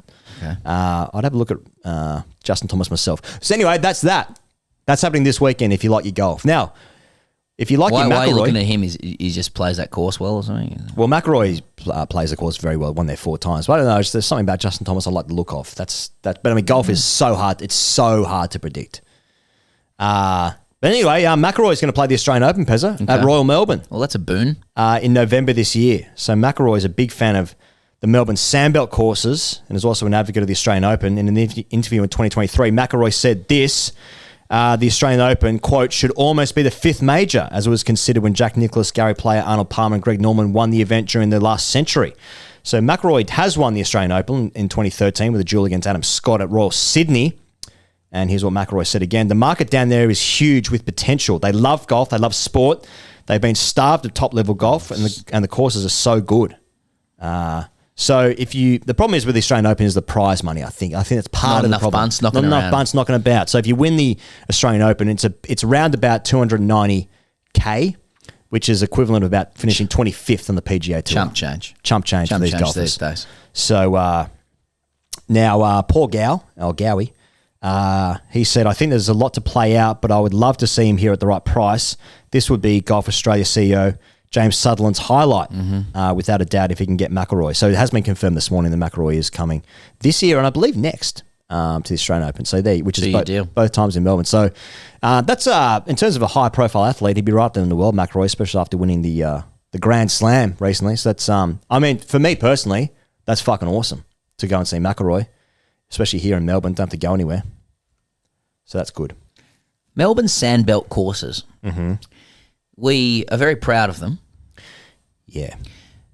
Is that pride, proportionate to how the rest of the world feels about them? Here's the problem, is that we don't live in the world. Yeah. We live in a different part. It's hard to get here. Yeah. So there are so many great courses in the Northern Hemisphere, particularly Scotland. They also have good courses. And the US, of course. There's also great courses in Japan. Yeah. So most countries that are developed, like economically or regarded as economically developed, have beautiful golf courses that jive with its own unique environment. Yeah. Yes. But Australia's are very Sandbelt courses. Sandbelt courses. Yeah. In Melbourne there. Yeah. And they need to be seen to be, I believe. Yeah, which basically the bunkers get cut into the green, so it looks sort of smooth and unique like that. Oh, nice. And they're sort of link style, but they're also so mesh very with the proud of lands. our courses. We're proud of our courses. Yeah. And to be fair... We're known for our courses and our food. Oh, and the coffee. The coffee out here. Yeah. Don't forget the laneways. Yeah. and Harley Reid. So there's nothing like there are great golf courses in Australia, just as there are around the world. Yeah, that's right. That's right. Is what And we're so, saying? like, to come New Zealand, wonderful courses. That's actually a great shout. New Zealand, maybe even better. It depends what you like. If you like your water adjacent courses, Yes. your mountainous courses, your mountain ranges, your link style, you know, or your classic style in your Americas. Yeah, Australia's got its sandbelt courses. Sandbelt courses, yeah. So, there are good courses out here. Like, I mean, there are actually really high-rated, top-rated courses. I think Royal Melbourne is up there consistently in the top 5 in the world. Yeah, right. Whatever that means. So Melbourne is one of the top 5 most livable cities in magazines. It does feel a bit like that. Yeah, because it's just subjective, really. Yep. But so people like flying out to Australia for golf. I don't think you get it that often. Like, not that often. Whereas I know heaps of people at my club have been to the US to done like big trips and play golf courses over there. So you know. Or, of course, Scotland and parts of the UK as well. All right, Pezza, basketball. Now, here's something I found interesting. So the Mavs had a 1.8% chance of getting the first pick in the NBA draft. Okay? Okay. So last year, there was no clear first pick. Now, this year coming up, there's a guy called Cooper Flagg from Duke. Duke. He's the absolute standout. One of the highest prospects in years, apparently. So the Mavs had an 8.5% chance of being in the top 4. 1.8% chance, one of the lowest chances to actually get the first pick. The ping pong balls came out in their favour, and after, of course, being laughed at and breaking the internet with the Doncic trade, they will get first crack. So this has caused, much discussion in the basketball world. So LeBron responded on Twitter with 15 sideways laughing, crying emojis. Bill Simmons said, "Oh, get the fuck out of here, man. Come on." Oh, yeah. Kevin Love said, "There is no fucking way."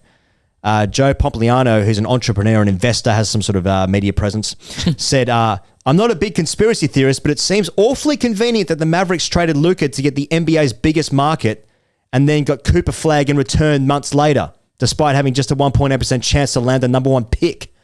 So LeBron has previously alluded to on Pat McAfee's show that it was very coincidental that Cleveland got the first pick in the year that he was drafted. So Adam Silver is the head of the NBA. This is sort of some, in cricket terms, like a Jay Shah script writing sort of thing. People are saying, well, some strings are being pulled here, Luka Doncic goes to the Lakers, because people are wondering about, the Lakers being one of the prize teams in the NBA. They need a marquee player. LeBron not getting any younger, so Doncic goes there. And then so how do we, compensate the Mavs for losing their generational player, one of the greatest players in the league, and so they get the number 1 draft pick despite all the odds, So Americans love conspiracy theories anyway.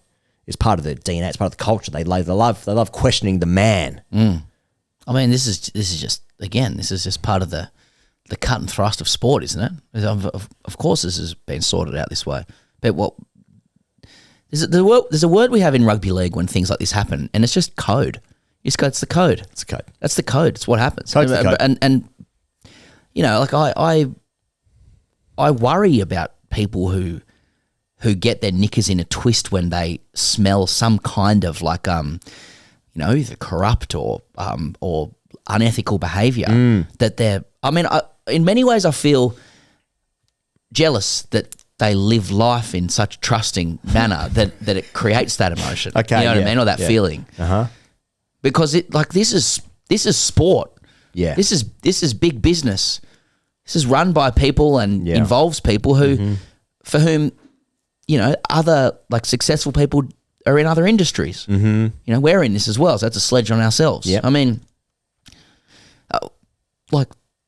it seems fairly clear what's happened. It's all good, yeah. And just that's the game is the game, and we move. Yeah, isn't it? Yeah. You just hope that what you want with any team you support in sport, whatever sport it is, you need the people that run that club to be in on very good rorts. Yeah. You know what I'm saying? It makes it more exciting. Yeah, like when you look at we say front office, back office, whatever the fuck that saying is around teams doing well. You look at that and you go, what kind of rorts, what kind of fingers in pies do these people have, right? What can they arrange for us? Because that is, what was the book? Soccernomics, correlation between the amount of money you got and success. Got it. Or whatever. That's badly summarised book titles. But like... A Catcher in the Rye, I believe it was. It's the same thing. It's like get the right people in the right positions, get in on some rorts, have the right lines into the right people, and you'll never go hungry a day in your life. And conversely, that's the factor as well. Like a lot of West Tigers people were very, very excited when Barry O'Farrell became the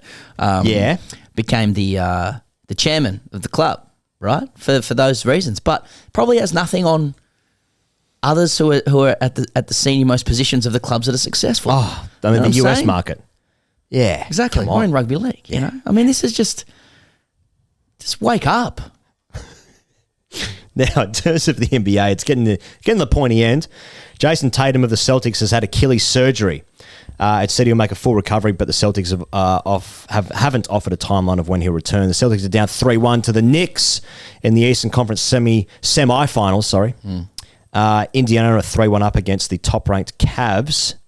Timberwolves are 3-1 up over the curryless Golden State in the West, and it's 2-2 in the Thunders v Nuggets. Thunder finished with the best record in the league in the season. I think they won 68 games, I think, the OKC Knicks won. Yeah, but it's all about the Knicks now. The NBA Finals is open up because it looks like the Cavs are on the brink of exit. Same with the Celtics. Even the Lakers getting knocked out in the first round. So all these top-ranked sides are getting knocked out. And then it seems like, because Golden State, like their window to get their fifth title seemed like right there, but Curry's got a grade 1 on the odd string there. Right. So he's not playing. So, so missed opportunity. So maybe it's for the Knicks. They're right there 3-1. I think they're going to Boston for the next game, but without Tatum. I want the energy. I want the colours. I want the aesthetic. I want Bing Bong side talk. I want New York up and about. Yeah. It's an aesthetic we haven't seen in basketball for a very, very long time. I think you have to go back to when Phil Jackson played. I don't know. The boys actually on that massively, but the Knicks should be a powerful franchise. They've been garbage. One of the biggest franchises in the world. And I just want to see what it looks like. Although someone did suggest that they might burn the city to the ground. We don't want that. No, we don't want that. Because there are people involved. But quite a lot of people in terms of density. Exactly. Look it up, obviously. But but I wouldn't mind the energy of it and just seeing it from a camera in South Melbourne. Maybe we go over there, do a side mouth. We don't need to go anywhere for a while, I reckon. Michael Jordan is joining NBC's NBA coverage as of October when the league resumes next season as a special correspondent. The NBA announced a new 11-year media rights agreement with NBC last summer that would begin in the 25-26 season. Michael Jordan on comms, Pezza. Yeah. So he hasn't been involved since he sold the Hornets maybe a couple of years ago. I actually can't remember when his last game was. That was probably closer to 15, 16 years ago, maybe something like that. So, but, Michael Jordan obviously had the last dance. People were saying, people suggested that he did that because he didn't want people in the current generation to think that LeBron was the GOAT. That's complete speculation based off nothing, but people have suggested that that's why he did that. I'm glad he did it. Interview. Yeah, it was one of the greatest of all time. He was the best player when I was a kid. Ergo, the greatest player ever. That's right. Simple as that. And I do believe that he's the greatest ever. So that matters. Him on comms, it can be risky because this is the thing about... Of course it's risky. Because you look at, the best thing that you can do, Steve Waugh's legacy, for instance, is perfect because if Steve Waugh was on comms, you start to see some cracks. Things are revealed that you don't love about them. Maybe they don't agree with your exact taste for sport. You don't agree with every single thing that they say. Now, if they're not on commentary... They just live in this perfect unicorn-esque space in your mind where you're like, this guy was my hero and my dad when I was 10. Yeah. So if he doesn't say anything, then he'll always be that treasured, perfect figure in my mind. Goes on comms, can't tugger, Warney had that. But towards the end, all right, their personality will never be able to rise to the legend of their on-field exploits. Yeah. And exports when they're exporting stuff, yeah. Got to get a little export business on the side. But it never will. And so the best way to retain your legend and your brand is to cultivate an air of mystery. So never speak. If you look at Steve Waugh, perfect. Steve Waugh will bob up every couple of years with a documentary into India working with underprivileged children, Charity stuff. quite often destroying them through cover when they bowl. But that's his prerogative, and it reminds you of the shapes that he could create with the bat. He's got that dog in him. It's right. It is less is more, you know? Only idiots talk every single day. I wonder what the correlation is between like who is the best broadcaster and best player? Because like so like Warney, for instance, like was Kareem Abdul-Jabbar's Substack. What about in football? You got the English ones, obviously. Like who's like a Lineker? Who's a great pundit and Lineker that's a good shout. Great pundit and great player. There's so few people are like a Lineker. You know, All England, Barcelona. You know, BBC Match of the Day defends the the meek. Annoys the right people. Often what happens is when they come into broadcasting, like the great athletes, Hall of Famers, they come, like the first year is like, oh, this is outstanding. You're getting great, fresh insights. And then after a while, you're like, I need something new now. Well, it's because we've seen them in the press box. They've played so much of the sport and then they have to keep watching it and they're bored. They don't like it. That's true. Better to remain silent and be thought a fool than to open your mouth and remove all doubt. I do not want to hear Michael Jordan commentate. I fear his legacy, right? And because the only way he's going to be successful is if he's as good a commentator as he was a player. Exactly. And he was the GOAT when I was a kid, so therefore he's the GOAT. Exactly. He's goated. Not to be confused with Nathan Lyon's Bitcoin play. Yeah.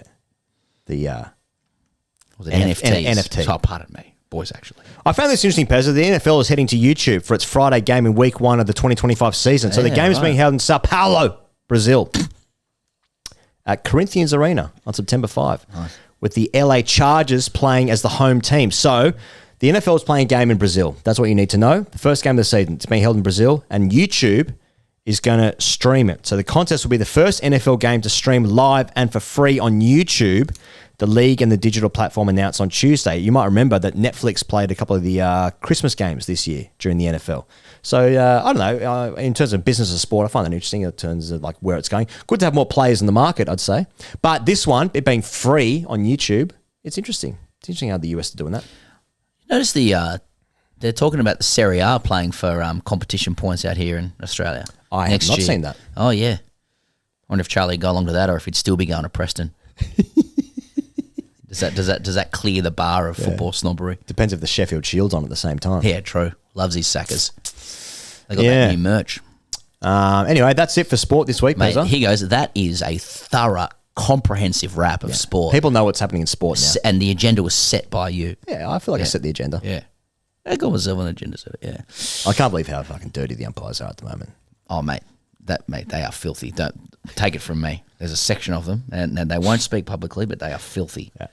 Well, just on that. Oh, okay. One of the umpire that missed the call of Schultze? No, Cozzy Pickett, I think, getting his ankle tap. He's been dropped to the VFL this week. Well. Interesting. Yeah. Don't doubt the power of the heads of the footy department. That's all I'll say. The powers that be. That's the thing. They, better to be seen and not heard. Doesn't make sense. Keep that in mind, Charlie. Yeah. Even though we can't see you either. Okay. Wherever you are. Boys, actually, and hello if you've tuned in straight from the Speakpipes to Boys Actually. I hate the bit in the middle. Shrekker writes in, and thank you. So if you want to get your Boys Actually in, if you are new to the show and you've survived 97 minutes to this point, Boys Actually is a section where we, I guess we acknowledge via your pedantry the mistakes we've made. So you write in and you tell us where we fucked up. It can be across any area of the show or life. It's turning out the way we talk, the syntax of how we talk, the accuracy of the things we're discussing. You might be particular nuffy about a subject matter. We've spoken about it in insultingly vague generalities, making several mistakes along the way. We might have peddled stereotypes that are hurtful to you and your family and your club and stuff. The footy club. So, and the footy club. So your outlet is boysactually@gmail.com. Get it right, though, got to say. Now, Shrekker writes in, boys, ironically enough, during the introduction of the Boys Actually segment in your recent episode, Pez mentioned that, quote, you better be inch perfect in what you write. Now, this isn't really a correction, but fuck's sakes, for an orator like Pez, who will do anything to use the most over-the-top language at every opportunity, why on earth would you have settled on inch perfect? You're telling me that you're okay with a tolerance of a whopping 25.4 millimetres while being corrected? Could park a fucking car in that. I'll cop centimetre perfect as homage to the brilliant Dennis Cometti, but you can jam those freedom units right up your ass. As a proud carpenter, brackets not actually, I wish I'd paid attention at school and became an engineer, who deals in millimetres daily, hearing that made my skin crawl. Anyway, love yous, Shrekker. Good to get off the chest. Yeah, no, thanks, Shrekker. You're just chatting away. 2 hours of a show, you throw a little phrase in there, fucking bang, hurt. There you go. Yeah, well. Yeah. Gotcha. Don't like the way you talk, Pezza. 1-0 Shrekker. Yep, that's it. Shrekker. Love the show. Love yous. All right, this one's entitled American Soft Power Still Strong Even Though Trump is Trying to Destroy It, by Fragile Man with a Small Willy. G'day, boys. After tuning into last week's pod, I came to the Oscar Piastri segment about Miami GP and the hitting of the Griddy. The Minnesota Vikings guy that you're referring to is at this point in time probably the best wide receiver currently playing in the NFL, Justin Jefferson, or at the very worst is in the top 3. I take issue with the fact that by making the Griddy famous, Higo was heavily insinuating, brackets not explicitly stated, I will admit, but you could pick up on the subtext, that Jefferson was the inventor of the Griddy. This is flat out incorrect. No, I never said that. Well, hang on. Okay. Hey. He gets his shot. Sorry, okay. Yeah? Sorry. This is flat out incorrect, and I'm disappointed in the spreading of this fake news. Okay. The Griddy's origins actually harken back to a Louisiana high school football player by the name of Alan Griddy Davis. Yeah. He came up with the dance move after being inspired by the then famous Nene, and would then go, what the fuck am I reading? Then go on to teach his friend and fellow wide receiver Jamar Chase. Chase ended up playing college ball at LSU, where he was part of a deadly wide receiving group that included Jefferson. This guy's still going. In 2019, Jefferson would change the course of the world forever, showing off the Griddy after scoring a touchdown against Texas. Jefferson would continue the move in the NFL after being drafted by the Minnesota Vikings, as would Chase when he was eventually drafted by the Cincinnati Bengals, isn't it? Bengals, yeah. If you gentlemen find yourselves longing to longing to learn how to execute said Griddy, please refer yourself to the attached YouTube video where Alan Griddy Davis himself takes you through the dance step by step, something to bring to the live shows perhaps in an effort to get yourselves further American engagement. Yours in being terminally online, yours in being a terminally online American football nonce, fragile man with a small willy. Appreciate that correspondence, but that was you just letting us know that you know all the steps. Because I did read that it wasn't Jefferson who started it. He was the one that made it world famous. Yeah. So, but I didn't want to read out all the fucking things he just said. Interesting. To save time. And I don't recall any of this because I completely switched off that part. Got it. And people will pick up on that as the show goes on. But what you're saying there, if I get this right, is that fragile man with a small willy has inaccurately boys actually you as a Trojan horse to show off his knowledge about a fucking dance. That's exactly what's happened. That is he's Trojan horsed us. That is fucking reprehensible and deserving of an like a pretty decent clapback. I would have thought. Do you want to? Well, want to give him one, or you just want to correct him, say you're wrong. So that's you're calling that out. That's fucking wrong. But he's also giving himself the out by saying like, well, he didn't actually say it, but it was sort of alluded to. Oh dear, yeah, that's a disgrace. That stuff. You got 4 or 5 paragraphs that everyone has to listen to, so that you can talk about the background of the Griddy that no one gives a fuck about. The Josh, because all people care about is who made it famous. Fuck me dead. Okay, this one's called Anzac Day Commemorations, and it's from Ian. Boys, in your episode released on the 1st of May, I was shocked and appalled to hear Higgos explain the 25th of April as a, quote, celebration of the Australian and New Zealand Army Corps, end quote. What you should already understand about Anzac Day having grown up in this fine country is that there is no celebration on Anzac Day. It is rather a day to commemorate the losses suffered in war.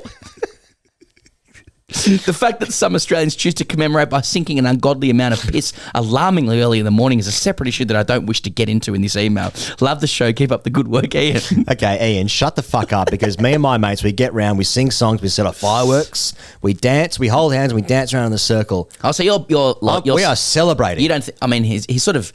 He's made the language more accurate, hasn't he? But you're sticking to it. You say, no, it's a celebration. It's a celebration. Angelic Days- No, I was saying I celebrate it. Oh, interesting. Yeah. Oh, that's a difference. Yeah. Say it's a celebration. We have a party. Versus I celebrate. We put up banners in the house saying Happy Anzac Day. Yeah. You run through those banners. We run through the banners, to AFL footy songs. style. That's Yeah. right. Up there, Kazali. I walk down to the newsagent. Yeah. I get my paper. It's up there, Kazali, but you change it to the last post and you run through that banner. Fuck, I'm fired up after that. I go to the newsagent, pick up my daily telly. Yeah, of course. And I say, Happy Anzac Day to you. Yeah. And yours. What are you doing to celebrate? Yeah. He said, I'm working. I said, not easy, is it? That's right. See you later, Tim. That's 150. He says, my name's Brett. I say, whatever, Tim. North Sydney and Northcote from Fraser. Fraser says, hi, boys. Not a boys, actually. Just need to let Pez know that as I got on my train this morning in Northcote, Melbourne, a man wearing a retro North Sydney Bears top joined me in the carriage. Maybe you know him, Pez? That's a good one. Okay, now there's a couple here. This is from Charlie. Not our Chuck. And it's entitled Stay in Your Lane, Aussies. Okay. Boys, what you need to understand is that there is actually a long and nuanced history of English and moreover British football, brackets soccer if you must, players moving to the continent. Higgos was quick to rattle off a handful who had only made the move to either of the Classico sides before declaring that these two teams were the only destination for Brits. However, Italy was in fact the destination of choice for many of England's top talent in the 90s. Paul Ince Inter, David Platt Sampdoria, Gazza Lazio. There was a great footballing relationship between the two countries since the post-war period. Look up the Anglo-Italian Cup. Prior to that, Kevin Keegan played for Hamburg in 1978, and in more recent times, players like Ollie McBurney of Scotland has joined La Liga club Las Palmas. Despite only joining the side last year, he is already fluent in Spanish and immersed in Spanish culture. Boys, there's actually so much more to Spanish and indeed European football than Barcelona and Real Madrid, and we wouldn't dream of coming over to your continent and telling your listeners what's what about that lawless egg ball sport you play on a cricket pitch, so stay in your fucking lane. P.S. Kieran Trippier has played both left and right back, and although his preferred position is right back, being naturally right-footed, a correction from Higgos to Pez wasn't entirely necessary. Charlie. Now, hang on. There's another one from... someone who calls themselves an autistic nonce. This is entitled "British Football Noncery and a Light Defence of Pez." Now, I'm not going to let this divide us. By the way, okay. Just so you know, can I let it divide us? Oh yeah. Sorry, I'm just yeah. Dearest boys, being the son of an avid Hammers fan from Surrey, I feel I have an undeserved and overinflated sense of intellectual perspective of the game based on the lofty heights I've achieved therein. Yeah, fair enough. Participating in a Wednesday night six-a-side comp on Syntho during the off-season for wheelie bin cricket. In regards to Kieran Trippier, despite having played right back throughout his club career as astutely opined by Higgos, he has also most recently in the 2024 Euros and for the majority of his international career has been employed by the former tactical mastermind Gareth Southgate at left back for England, which evidently shows that Pez has an heroic Anglophone bias, which he shouldn't be forgiven for. As we know, knowledge of any team or nation that doesn't speak English is woke and the work of rabid terrorists a la Peter Lawler. Boys, what you need to understand is there is a term you can use instead to avoid such a farce in future and save nonsense such as myself from correcting the record in what can only be described as a psychological cry for help. Brackets not to be confused with footy or rugby, as is my Melburnian want. Fullback is a term that can be used to denote a player that plays at either right or left back.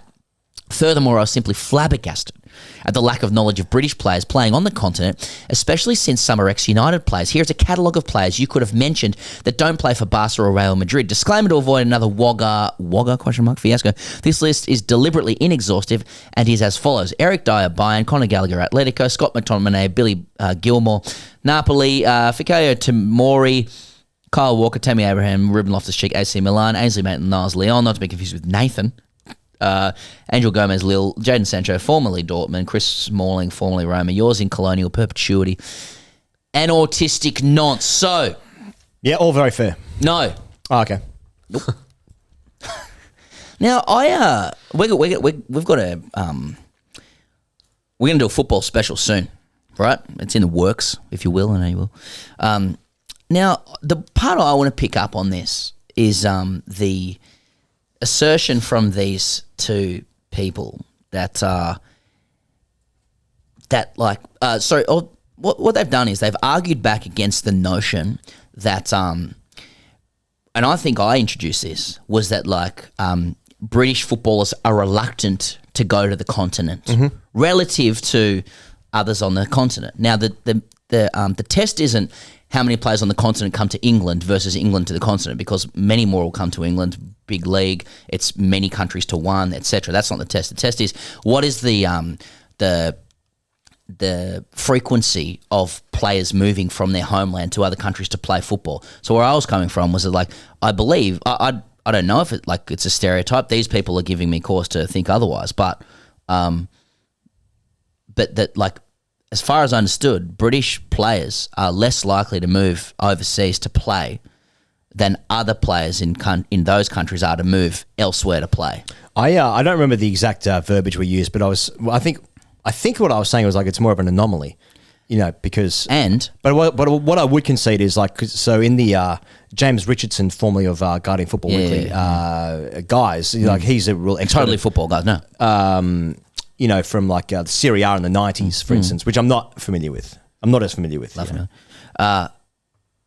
The mere listing of 6 to 12 players who have left England to go overseas does not counter the argument or the notion that British players are reluctant overseas goers relative to other countries. And I point out, and let's get this open, but there is an article in The Guardian, my Bible, and it does call out that it's from 9 years ago, that is entitled, "Why Are English Footballers So Reluctant to Move to Other European Leagues?" Right? And it's from Eamon Foster, who wrote it for In Bed with Maradona and of the Guardian Sport Network. And there's a quote from Bill Croft in 1958. "I asked a Spanish reporter if any big clubs in the peninsula had eyes on British stars. I don't think so," he said. "You have some grand craftsmen, but the Spanish prefer artistes, of which you only have a dozen or so. It's also exceptional for British professionals to be happy abroad." Now that doesn't that's not slam dunk on it, but I'd like to keep open the conversation because I'm not convinced that British players move abroad at least equally or more so than their continental counterparts. I'd like to see if it can be argued that British players do not move as much. They like to stay home in the bosom of formerly Queen Elizabeth and King Charles. I saw something, I don't know how it was fed to me. I think it must have been on Twitter. And it was McTominay had put a ball in behind for Lukaku for Napoli. And apparently they have formed some sort of good partnership in the summer. And that combination of players looked fucking weird to me. Yeah. Even though Lukaku is from Belgium. Yeah. And McTominay is Scottish. Yeah. The boys doing the business again. Exactly. I saw Scott McTominay's debut. I was there for his debut for Benfica. Yeah. Anyway, anyone else want to feed into that as well? But if anyone, over there in the UK who wants us to stay in our fucking lane, but if anyone wants to take up the opposing argument of no, I think we do stay at home more than other countries do, happy to hear from you. Happy to hear from you otherwise, because I know it would wind people up that Aussies are saying, no, you stay home. Yeah, that's true. You do stay home. Yeah. I don't think calling out 12, we're just going to need a sort of a Jonathan Wilson or Rick we're going to need a Rick Finlay style result on this. I apologise about the Trippier situation. I didn't realise he'd played left back. I thought he was just playing right back. Okay, you're conceding that? I concede that. Yeah. Well, and what about you being sort of Barca Rails centric as well when it comes to continent stuff? Any comment? Well, I guess I didn't realise I had to name every player that had gone to every club. Well, you do. That's a good point. All right, this is from a diehard Tasmanian. This is entitled Slug Divvy 1. Boys, I think you'll find that Slug Webster's 85, batting with the tail to set the game up for Warwickshire, was actually in Div 1, not Div 2. Noting Div 2 runs only being worth 0.75 of Div 1 runs or some shit, Recam, Green, Marnus, Harris, Hanscom, etc. Cheers, a diehard Tasmanian. That's a big correction. I think that's on me. I think there was a loose kind of it's Div 2 runs broadly. But county championship, you could be playing... Div 1, Div 2, well, Div 2 County Championship, you should hear players talk about it. It's threes. It's at best. But I'm saying arrogantly... Sydney grade 3s in 2005 at best. Yeah. So I'm saying, just generally speaking, County Championship is 2s. The whole thing is twos. Yeah. But which is our arrogant want. That's I don't think that's how we operate. I don't think anybody's disagreeing with that. No. That the whole thing is twos as a concept, but within it, Div 1, Div 2 is majorly different. Yes. And when it comes to Slug runs, I do want to afford him as much weight as possible. Yeah. So Div 1. So we will treat English cricket the same way that English people treat our football. Yeah. Like that is the trade-off. Yeah. And we're happy Div with that 1, arrangement. Yeah, so you're saying Div 1, Div 2, fucking gold jacket, green jacket, who gives a shit. Yeah. That's what I'm saying. Got it. This is a final one. It's entitled Alpine by Will. My stomach churned last week hearing Higgos carelessly falter over the pronunciation of Alpine. Of course, it goes without saying. My stomach churned. Yeah. That Alpine is a French brand named after automobiles Alpine, a French sports car manufacturer founded in 1955. In French, Alpine is pronounced Alpine with a soft final E that is pronounced unlike in English. When Renault rebranded their F1 team to Alpine in 2022, they retained the French pronunciation to reflect the brand's heritage and national identity.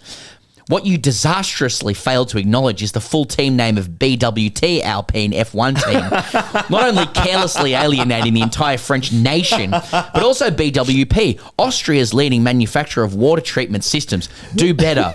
Will, brackets, the only female hand I've held is my mother's. Well, from the bosom to holding hands with your mother. I would say, I never, Charlie would see more across this than I, but I never appreciated the fandom and the gatekeeping of F1 fans. You know? Yeah. Like that is... Do you appreciate it now? It's something to behold. Well, after making a couple of mistakes and the velocity and voraciousness of which the critiques come back at you. You know, as is they want. If you make a mistake, as we've said before, it's very annoying when you hear a mistake. It's very annoying. It's just subcultures, isn't it? Like it's like going to an like a oft unused beach, locals only. Yeah. You know what I mean? You better fucking know your shit, and you better have the right credibility to get involved in this. But the problem with that, but it's being overrun by tourists, is that fan group are the biggest bunch of fucking arched over trolls living under a bridge. Dead shit fucking losers. Yeah, okay. That have no interest in society or engaging in cordial relations with humanity. They like to put on their little McLaren little orange Castrol cap there. jacket. I like to wear my boot cut jeans and some Havianas in the winter. And I walk around and think, I like the big vroom vrooms. You fucking pieces of shit. Oh, he's got him.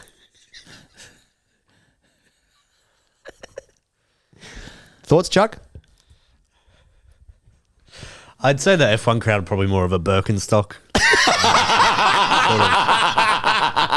sort of thing. Well, welcome back from India as well, Chucky. Yeah, welcome back, Chucky. You didn't get a lot of Welcome love. back. You didn't get a Good to lot be of back. love, and nor should you. Yes.